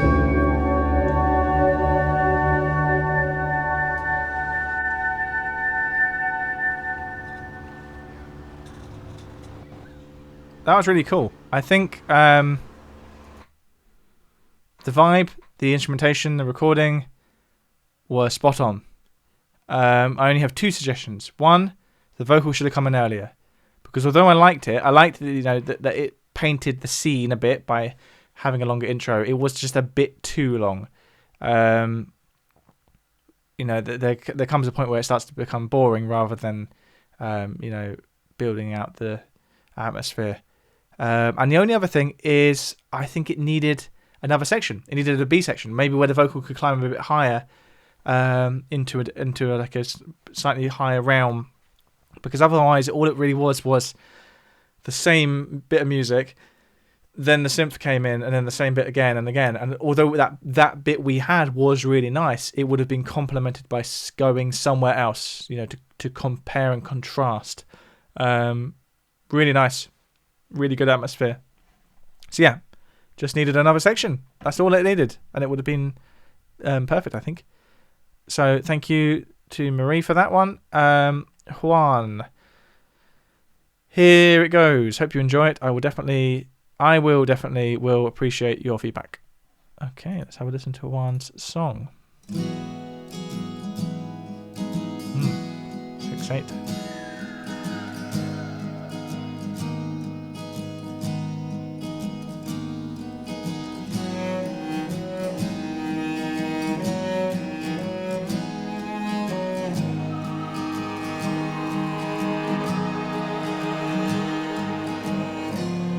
And I think Marie's in the chat there. Thanks for sending in. Really good song, that previous one there. Really good stuff. This is and also now what Juan's song here. That sounds really good as well. I like what we've got so far. Sounds really beautifully recorded. Lovely strings there. Like double tracked acoustics. Nice. Oh, I like this a lot.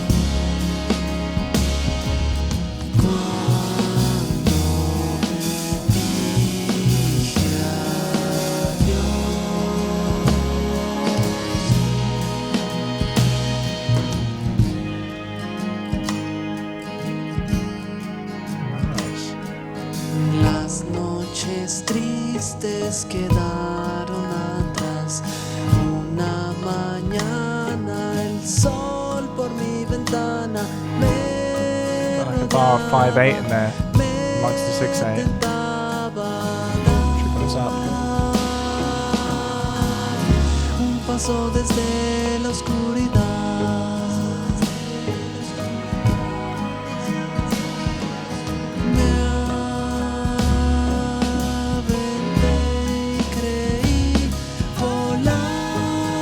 Cool.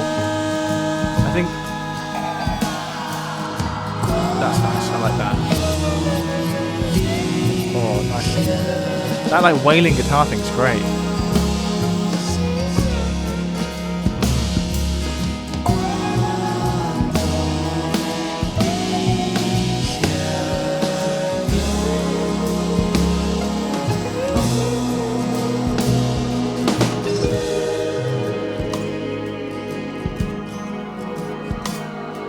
Lamentos en mi alma callaron su cantar.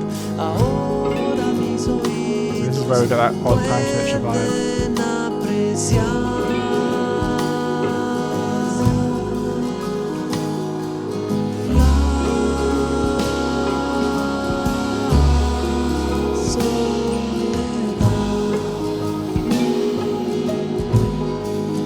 Las ataduras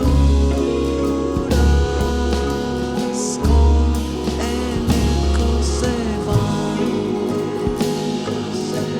My main. Oh. Almost spoke over the big hit there.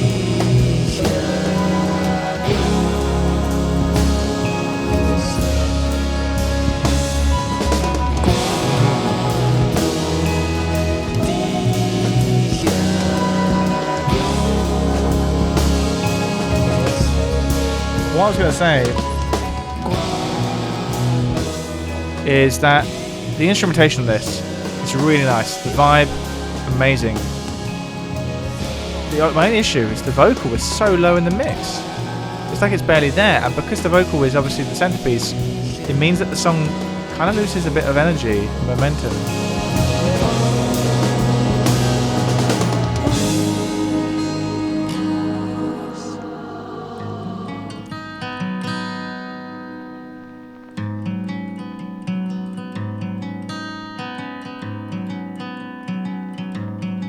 The instrumentation was really nice. Not just well recorded, but really well arranged. Some really good ideas. Beautiful dynamics at the swells and the pulls. It really it got the emotions going. It just, the vocal was so quiet, and like particularly when the vocal first came in, it came in at the same time as the drums. So it never got an opportunity to really establish itself, because the moment it came in, it's already buried under a snare drum.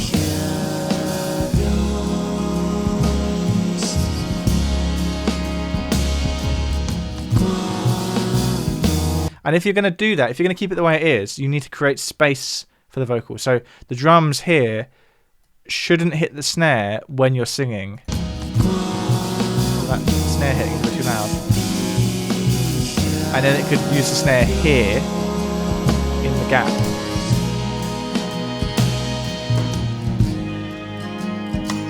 Yeah, really well recorded. It's just that's like a bit of an odd feature of it, is that the vocal was just that so low.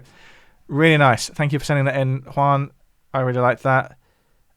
Okay, let's move this out of the way. We've got Roberto, we've got Just Trevor, we've got Arette, we've got K. How did you say it? You mentioned how to say it. K Zenberg, I guess. Rose, Malo, Callum, Jake, Exafto, Real Life Seagull. That's what we've got. We are currently 2 hours and 15 into the stream, and my eyes are feeling it. I've been staring at the screen a bit too long. But anyway, we continue. Roberto says this is not a full song, so let's see what he's got here.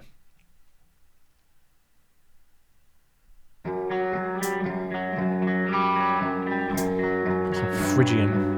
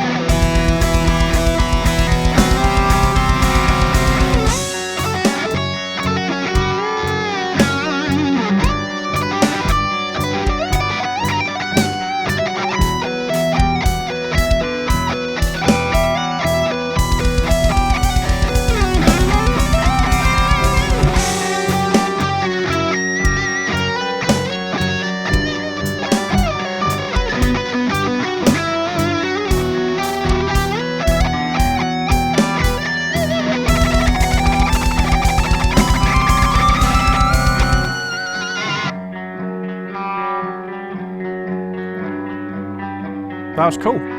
Some cool ideas there. I think my only real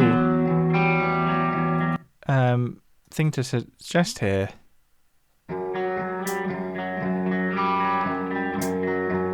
is the drums are a bit out of time. Here in particular, the drums are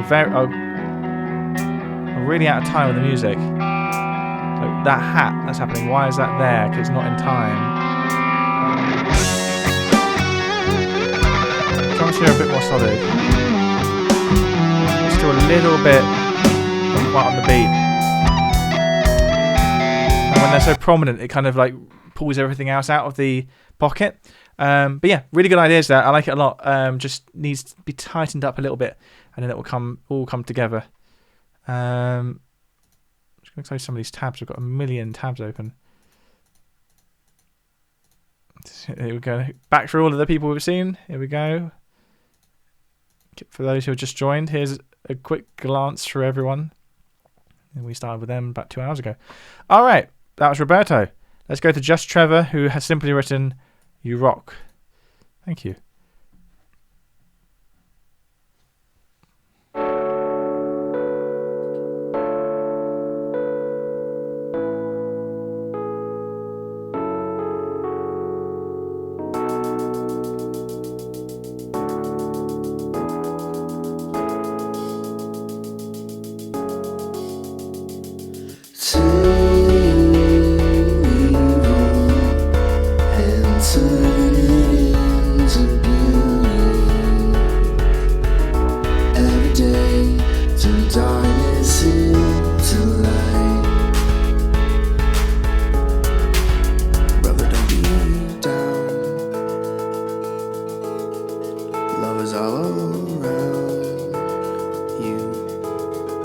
Even when the world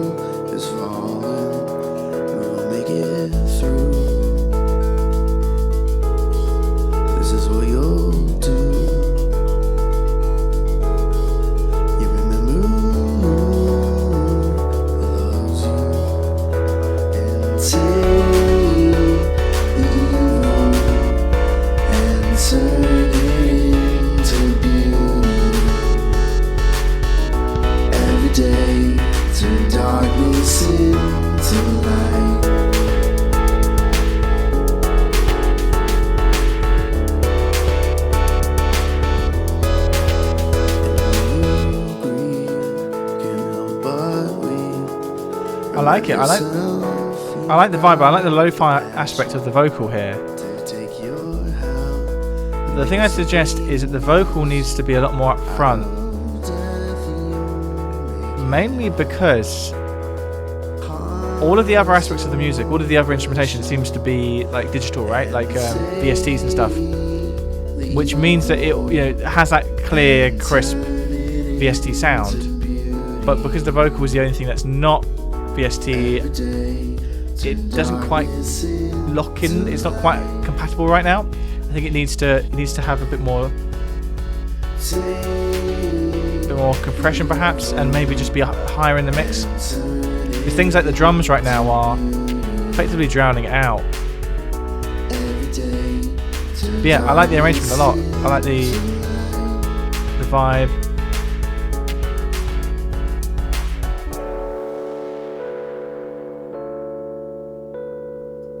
I quite like our Rhodes piano sound. Yeah, nice. I think it's just that thing, like when you are creating music which is almost exclusively using digital VST instruments, it's very easy just to sort of plug and play with everything, because VST instruments usually sound quite good out of the box. But then if there's an element of your production which isn't a VST instrument, it will sound like it doesn't belong. So you need to do a bit of work to bring it all together, whether that's EQing or mixing or compressing or reverbs or something to try to gel everything. But yeah, great job. Let's move on. So that was Just Trevor. And now on to Rhett Christopher, who I believe is in the chat. Hopefully he's still there. G. Kex Macano was saying it's like the vocal is obscured, which is, yes, I agree. That's a good way of putting it. Yeah, so here's Rhett. He's in the chat now. He says this is just a demo, vocal and piano. The focus is the song and not of the production necessarily. Okay. And it's called She Goes Sha-la-la-la-la. Beatles Hollies vibe. Nice. That's already going to be off to a good start. She glances by my window. She sees me quietly stare. Her smile to me this morning fills fragrant blossom air. She goes sha-la-la-la-la-la, sha-la-la-la-la-la-la-la, sha-la-la-la. She goes sha-la-la-la-la-la, sha-la-la-la-la-la-la-la, sha-la-la-la, sha-la-la-la.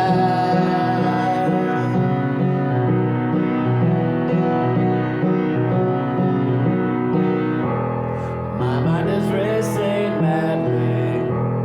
I pay the cabbie's fare. I run to meet her quickly, with no time to spare. She goes sha-la-la-la-la-la, sha-la-la-la-la-la-la-la, sha-la-la-la. I like the chord progression there. It's like really complements the A section really nicely. Both sections really complement each other actually.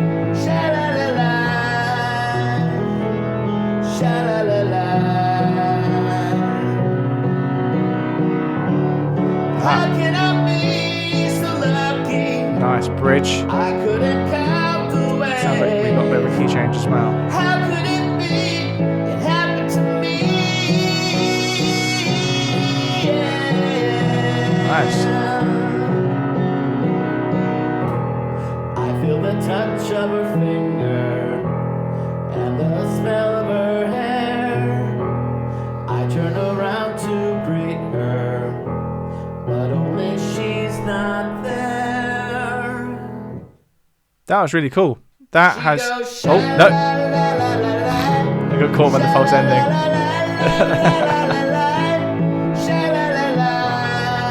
That's where the audience claps and then the band continue and everyone gets a bit awkward.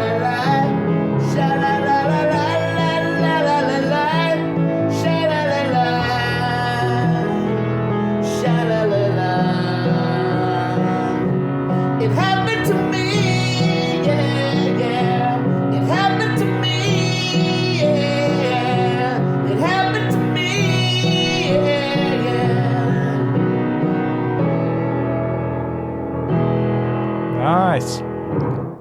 That it happened to me. Yeah, at the end. That would be such a classic Beatles thing to have, like, fade out, because on so many Beatles tracks, like at the end, they kind of get into a section or like a vamp that they haven't had at all for the entire song. We suddenly go to something new, and then it fades out. That would have been good for that. But I really liked that. That I could hear at least where you could go with the production with that, and it could really come to life just with a fairly, straightforward arrangement. Lots of potential there. Only thing I would suggest is I feel like I can imagine when you wrote this, you originally wrote the piano do do do do do do do, and then you added your vocal melody over the top, which is the same melody, right? It's the piano and the vocal were doing the same thing. I imagine that's how you wrote it, perhaps. Correct me if I'm wrong. But now that you're now doing the vocal melody, do do do do do do do, I don't think it should be in the piano at the same time, because it gets a bit messy. They're sort of just fighting each other. It's a bit like a few things you've talked about in the stream, like two things doing the same melody. It has to be handled well, because otherwise they kind of both step on each other's toes. So I would suggest maybe... I'm just listening to it. So what you could do is you could have the piano do that at the beginning, as in a bit of an intro, because right now you haven't even got an intro. And then, so the piano do do do do do do do do do do do do, and then just simple chord, then the vocal da da da da da window chord da da da da da da, and then that would give you that dynamic change as well, because the piano would now simply be doing a chord, and it'd be so well balanced because you'd have piano vocal vocal, so neither would be stepping on each other's toes, but you'd still have all of the same things you've got right now, but a little bit better balanced. But yeah, I think that's got loads of potential. I think that sounds really good. And the two parts complement each other really well. And then you've got the bridge at the exact time where you needed the bridge to give us a bit of energy and mix things up a bit. Great job. I think that's got loads of potential. And that is the shortest kind of complete song we've heard. We've heard a few other songs which were like shorter than that, but they weren't really proper songs. That is really good. You know, think of Beatles songs, they're rarely longer than 3 minutes, and because if you have a well put together song, you don't need more than 3 minutes, and that is a good example of that. So good work. I'd love to hear a finished version of that at some point. All right, Kaisenberg, who was in the chat.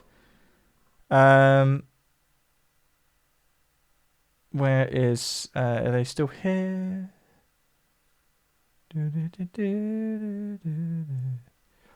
Oh, someone's saying how the email address is off the screen. There we are.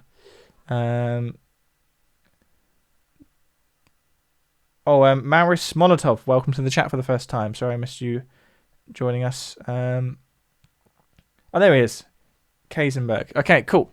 So... Juice by Kaisenberg. Let's have a listen to this. They're in the chat, so they can tell us a bit about it, perhaps.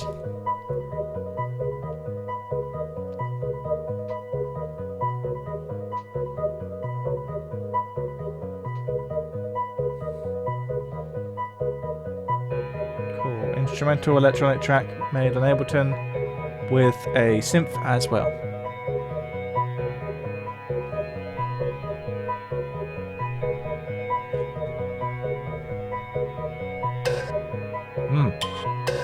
Nice.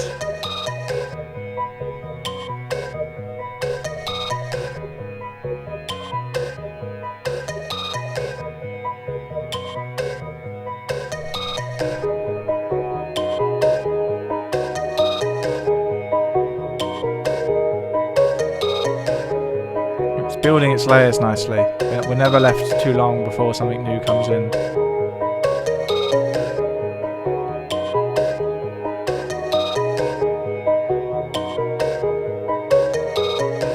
I like the rhythm to that sort of almost atonal synth bit.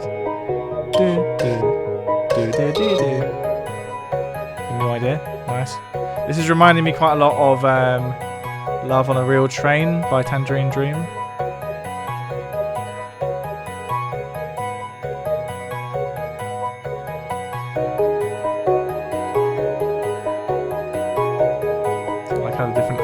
ideas are all kind of layering and interacting.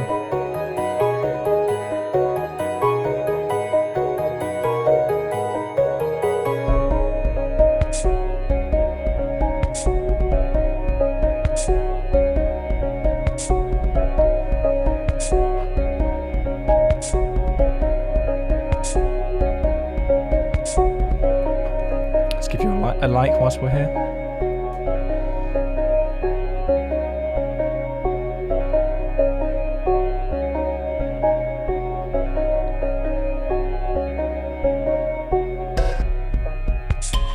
Return to the idea before that we had before. I like how the dynamics faded down.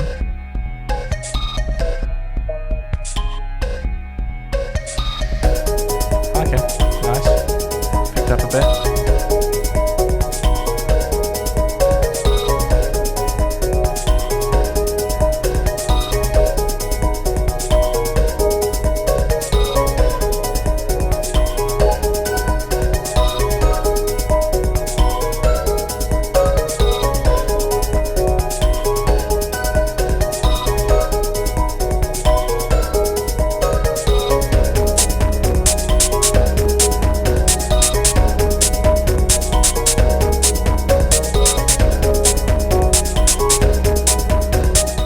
Maris Molotov, I see in the chat there you left a song at some point.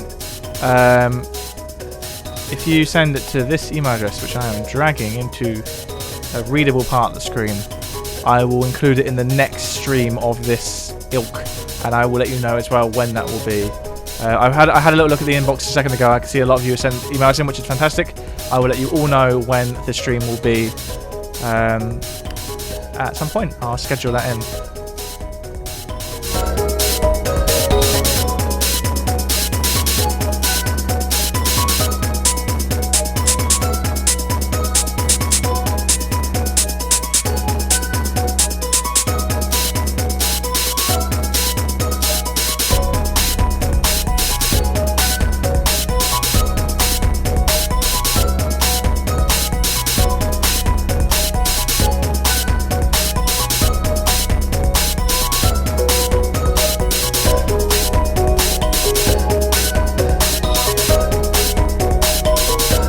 My only suggestion with this, of course, like I know it's kind of part of the style to have layers and layers and layers and building up layers and then reducing layers and adding new things. I would suggest at some point it would be good to have some sort of more of a melody to latch onto, which isn't just a loop or like an ostinato. We've got a lot of like nice ostinatos, a lot of repeating patterns. But something that had a bit more journey would be nice, because otherwise it starts to feel a bit like just rotating around different flavors of the same thing. But you've got the dynamic changes in there, which is essential for this type of music. So you have done really well to keep things evolving and developing. Just some sort of like what I would, if I was doing it, what I would do is I'd have all of this as a bed. And then I'd sit down at the keyboard and then basically improvise into it, on top of it even, a melody.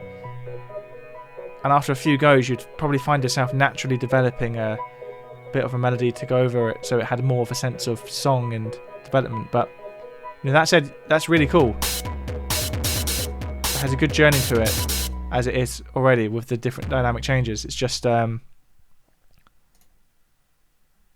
considering its length, its duration, I think it could just benefit maybe from being slightly, either slightly shorter or having something in there to like develop it further, so we don't wind up kind of plateauing. But yeah, good work, well done. Webecker Music, sorry, Webecker. No, Webecker Music. Welcome to the chat.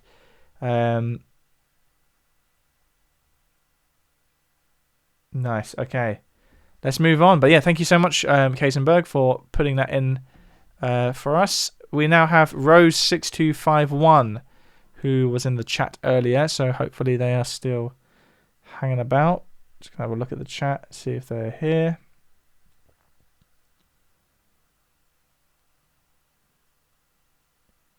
Yes, they are here. Cool. All right. Let's have a listen to Rose's music then.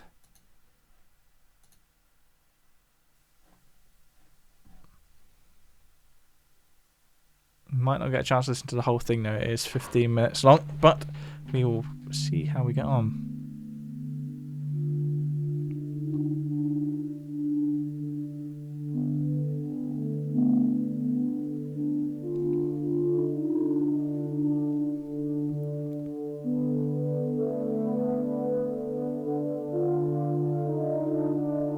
Bit of Phrygian vibe.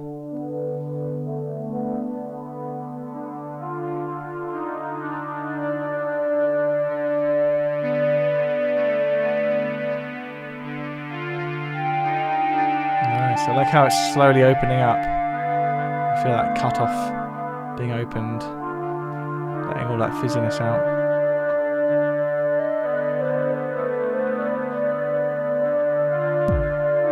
Oh, nice.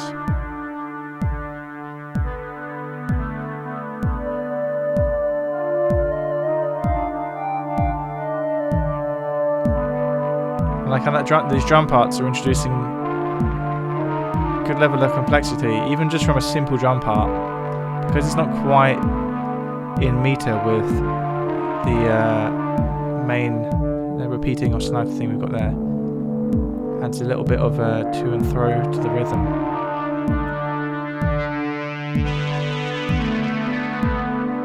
I like as well, I was actually going to suggest this earlier with some other people's music. We've got this main ostinato, which is actually massively just changed. But what I was going to say is I like how from a audio point of view it was evolving, like the EQ and the cutoff was changing. So although we were hearing the same melody, it wasn't staying put, it was evolving. Now the same melody has seemingly transposed to a different part of the scale.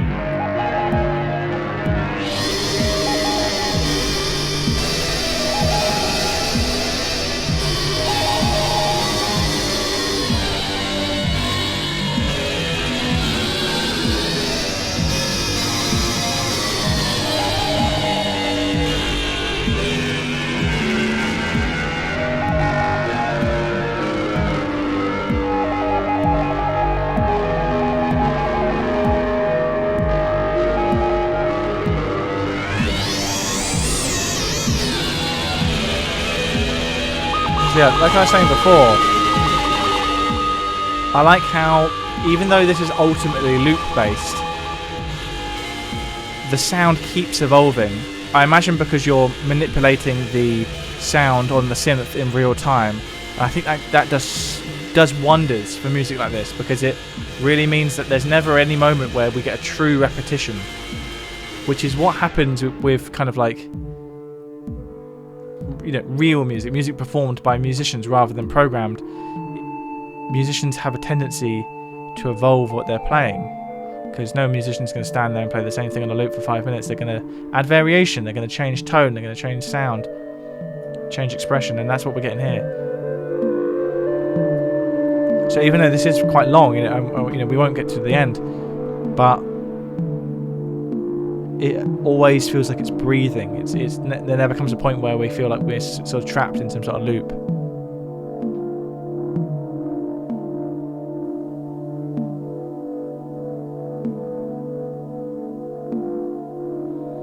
So I am going to skip forward a bit because we haven't got time for the whole thing, but I do want to see where it goes. Okay, so we're still at that same essential motif. Do do do do do do. Yes, it's definitely evolved. But yeah, cool, really nice. I think it's an element of music making which is sort of lost when you're using a DAW, is the musician's natural inclination to evolve the sound as they record it, as they perform it, to react in real time to what you're hearing, rather than everything being a loop or a repetition or something programmed in. And that's not to say you can't make music on a DAW that hasn't got that sense of evolution to it. It's just a case of remembering to add that level of evolution.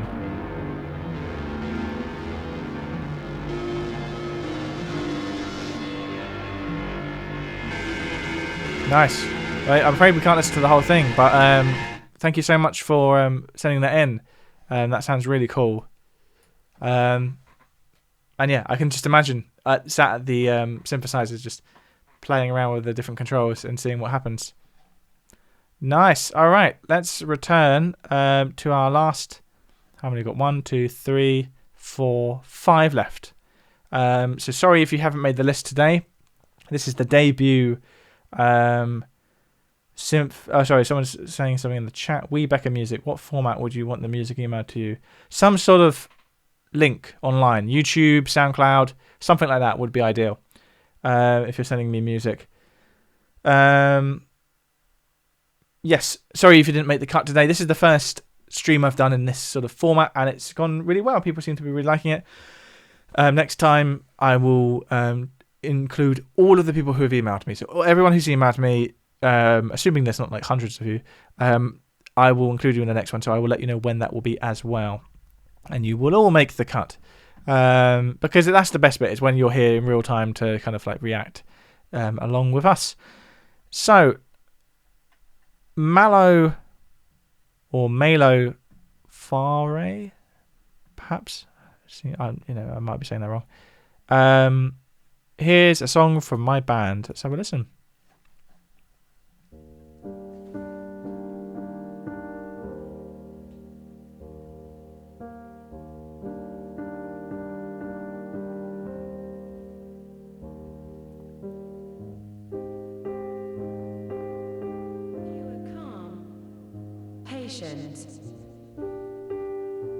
You do feel uncertain, but it's not alarming.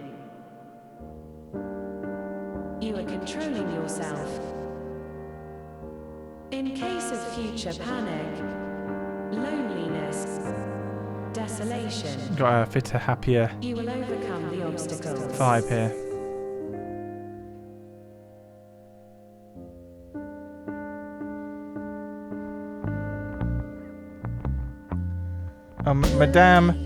Madame Moosh, is this you?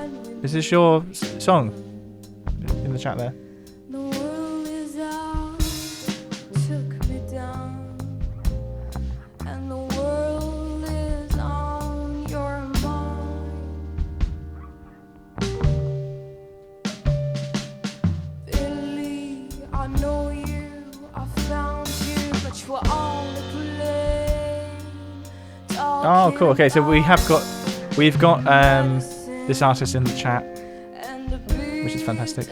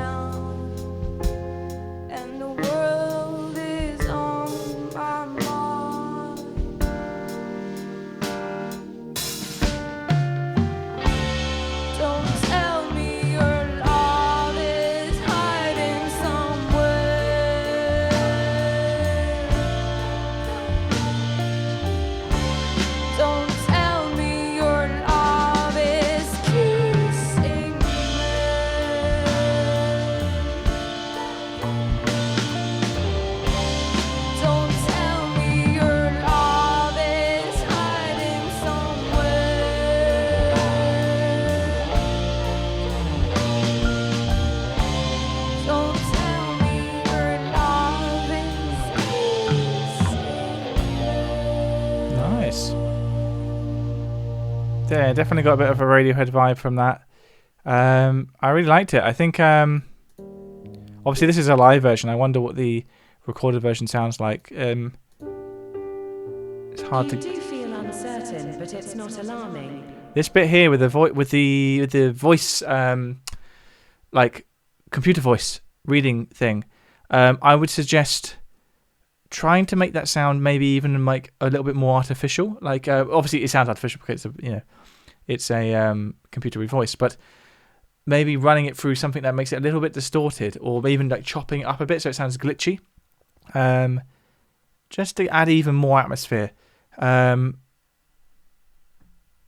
yeah, I really liked it. I think there was maybe the only thing I would suggest. And the world is on. Tell me your love is hiding somewhere. That hook there, that's like the main hook, right? I feel like at the end here, we'd heard that hook enough now that it would have been better to go up maybe a third and like climb a little bit higher in your vocal range, because it felt like we needed just a bit more of a climax to the end of the song. It felt like it had reached a level, a plateau, and then it kind of just didn't then go beyond that. There were some great dynamic moments though. I'm not really sure where they are now, but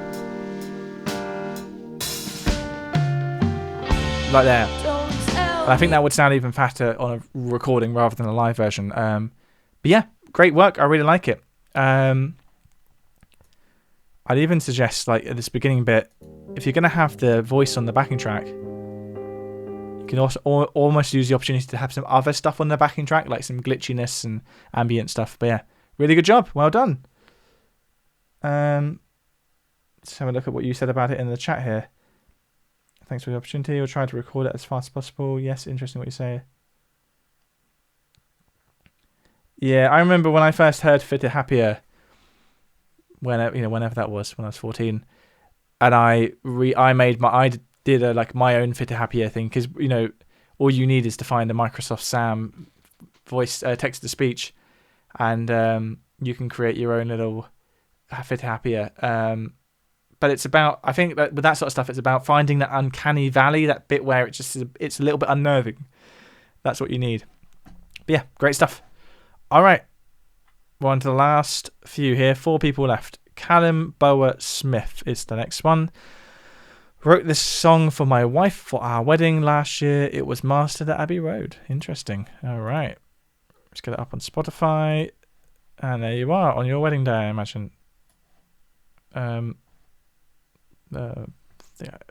I jump to Spotify, everything goes a bit weird, but here we are. That will do. I'm afraid it's slightly cut off the thing. Oh, we can see what it is here. Okay. Anyway, Our Way Home, Callum Bower Smith.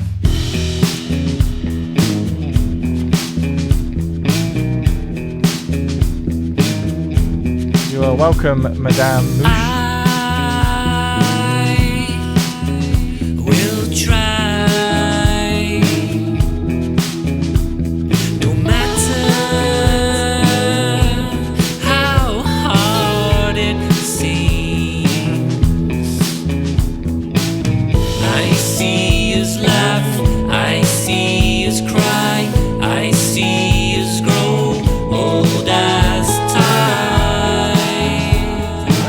Development. I like the vocals that like the BVs that are kind of like chasing the main vocal.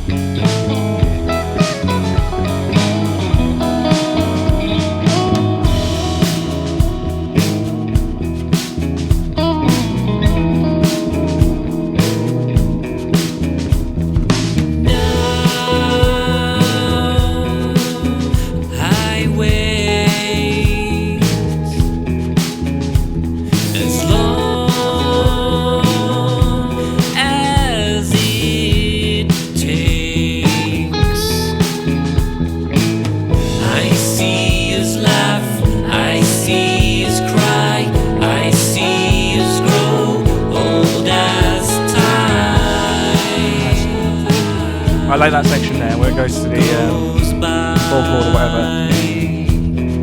Mixes it up. And then we'll find a way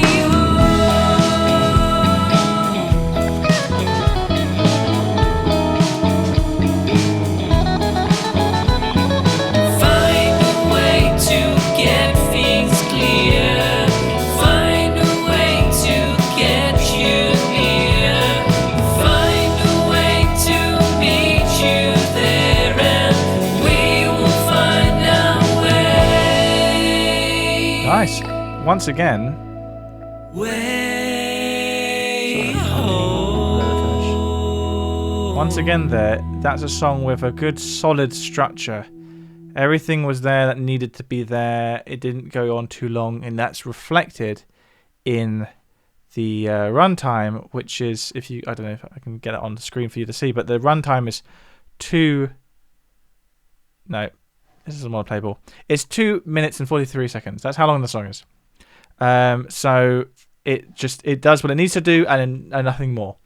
And that's really cool. And the sections were well balanced. Each section gave us a bit of relief from the previous one, which meant that when we returned to the section we had before, it sounded refreshed again. And this is kind of obvious stuff, really, but so many songs are almost like so many songs you hear by amateur artists are almost like only half written. They've written one section, they obviously like that section, and they kind of just riff on that section for 3 minutes and call it a song. Where it's like you've almost written a song, but you've only written half of a song. Once again, relating it back to like comparing it to songs you know and love.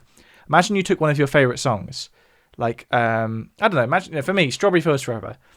If I took that song and cut out all of the verses, threw them in the bin, and just kept all the choruses, it would be a good song still, but it wouldn't be great because it would have lost an essential part of it.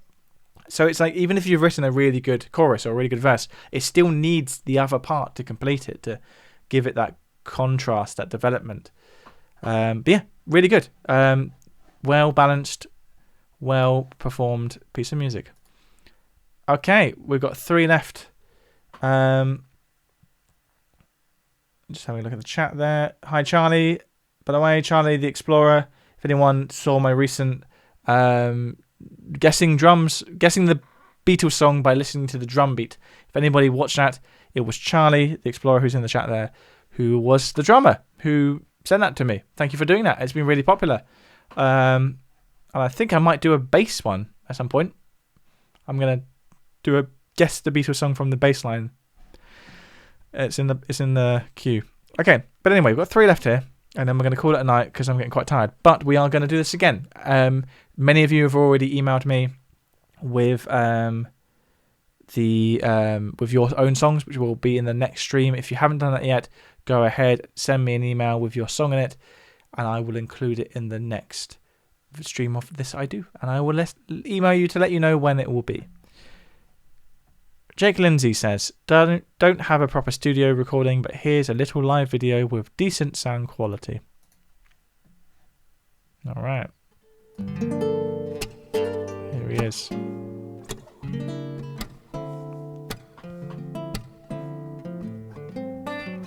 Nice guitar playing.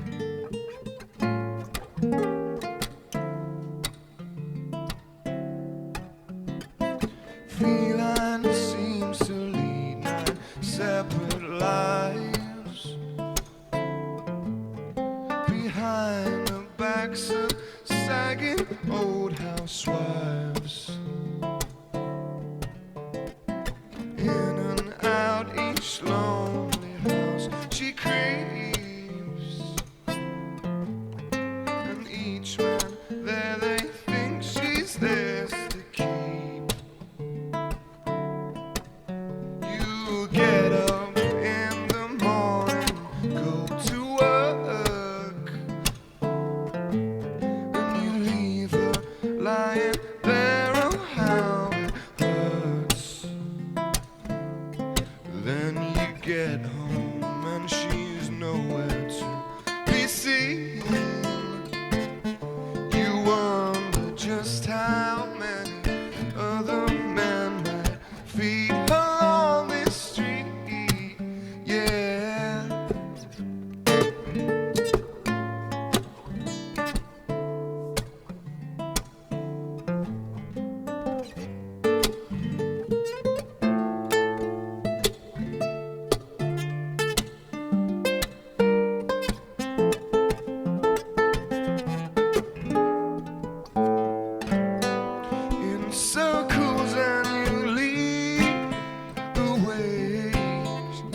just thinking how we needed a B section, and here we are, just adding a bit of contrast.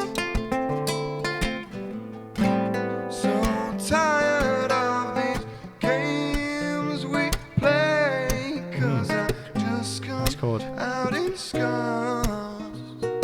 Almost reminds me a bit of Jeff Buckley, this, but like more chill.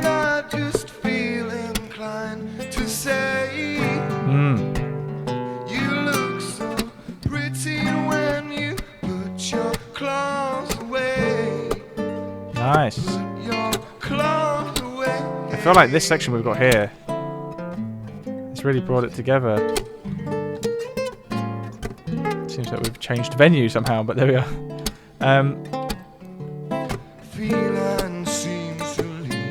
I think, of course, with a fuller arrangement, it would be a different story because it would have more to play. Jake's doing a really good job here to carry the song just on guitar and vocal. I would say, and I'm saying this with the requisite of maybe with a full recording it would be a different story, but I think this song should be wrapping up around now, and yet we have another minute, which, in my opinion, we should have got to that juicy B section a bit earlier, which would allow us now to be kind of wrapping everything up. Yeah, so we're returning to the B section here. I think what we got here is some really good material, really well performed, just needs to be condensed slightly. You know, quality over quantity, thriller over filler. Sorry, I almost messed up all my... Thriller over filler. That's what I meant to say. Because music is about quantity, right? Quality. Music is about quality, not quantity. There's plenty of music out there in the world. Far too much, really. But it's not about quantity, it's about quality. You know, music is not dispensable. Like there's not a finite amount of times you can listen to your favorite song. So to compete with that, your song has to be great, not long. But yeah, this has so much good potential to it. I think with a band it would really shine. I would just make it 25% less, less long. Keep it short and sweet. Really good job. I'm going to move on now because I'm going to start wrapping this up. We've got 2 left. Exafto and Real Life Seagull. So Exafto says sound quality in this song isn't the best, but I hope you enjoy it. Okay, let's see how it sounds.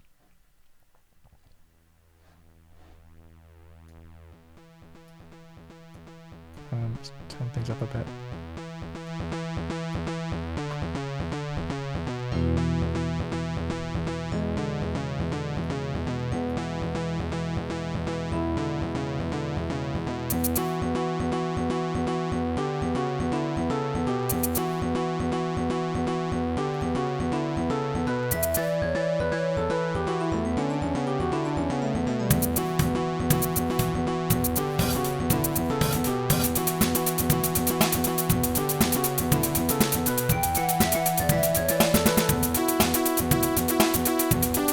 So this is a similar thing. Remember when we had the person earlier who had recorded using MuseScore? Oh, interesting. It's a similar vibe here.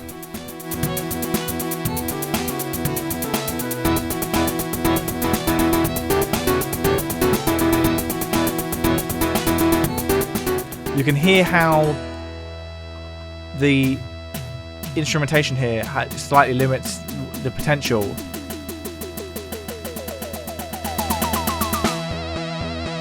It's a cool idea, though. That's cool. I like that. Could definitely be some like Sega Mega Drive song.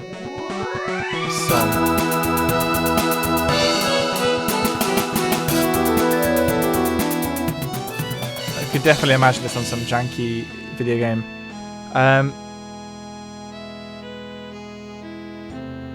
The thing is, with like this sort of instrumentation, there is a novelty and sort of quality to it if you lean into just that. But I feel like this is more acting like a demo of a potential idea than the end product. And of course that's great, but it's about trying to hear the potential within it.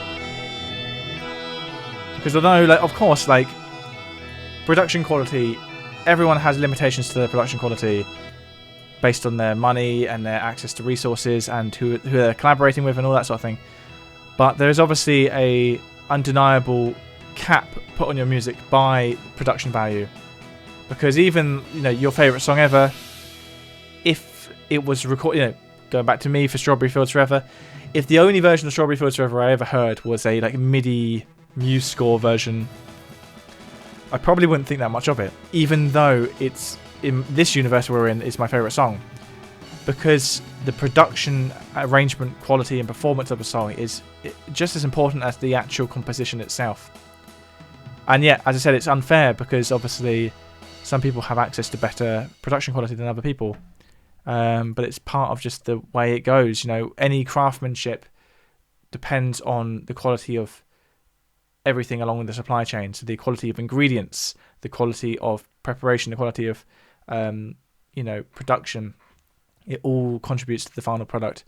But yeah, there were some really fun ideas in that, and there are moments where it's almost like the slightly like inferior sound quality plays to its strength. You get that kind of like retro chip tune vibe, and so maybe it's a case of just leading into that more.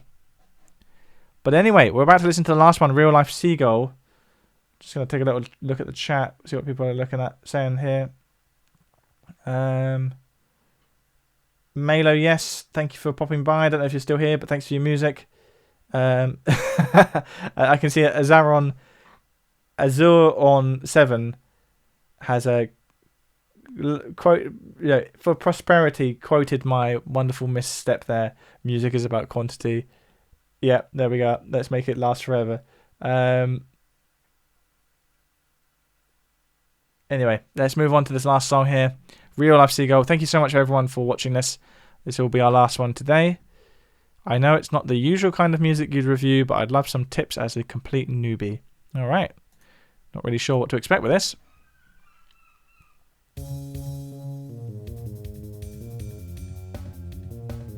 Interesting.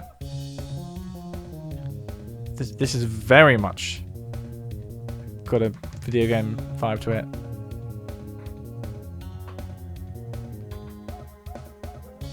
Especially that like Donkey Kong in the background.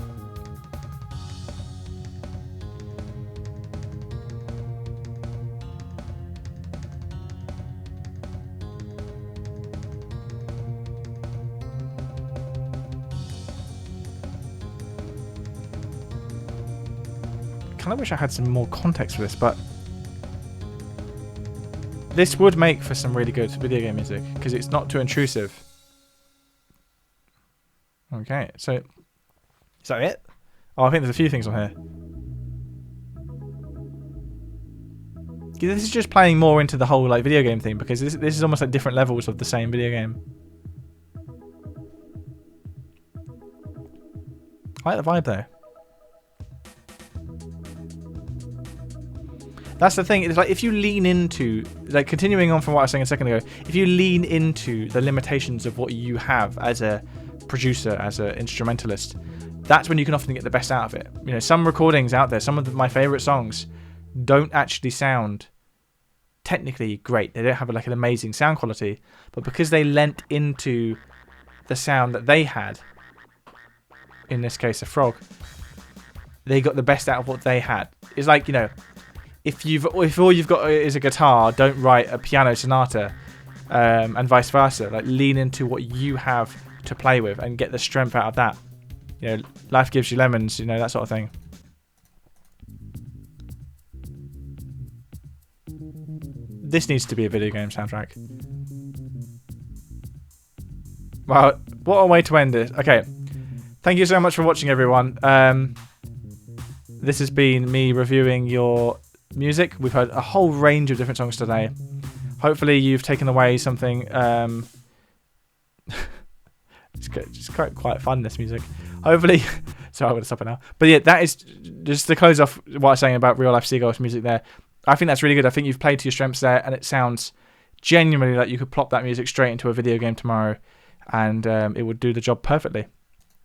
But anyway, I hope you've each taken something from that. Maybe I think the craftsmanship of music, whether you are an absolute beginner or at the top of your game, there are certain not rules but certain like general, I guess, rules of thumb that you can always try and measure yourself against. Particularly things like, is my song too long? Has my song got enough moving parts? Is there enough dynamic change? Things like that.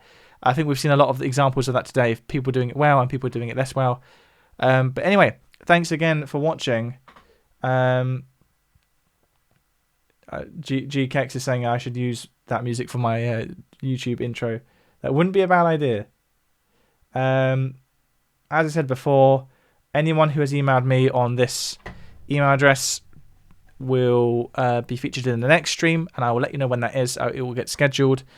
But until then, thank you so much for watching. There will be another stream on, when is it? Wednesday, where I'm going to count down my favourite songs of the 1970s. My 30 favourite songs of the 1970s. It's going to be quite hard because the 1970s is probably my favourite era of music. So whittling it down to just 30 is very difficult. But I've done it. I've already made the playlist. I've been listening to it this week just to kind of like finalise the order and content. And yeah, I'm excited to share that with you. So remember to follow me on Twitch to be kept in the loop with that sort of stuff, because I don't always post about it on YouTube. And have a good evening or a good afternoon or a good morning wherever you are. Thank you for watching.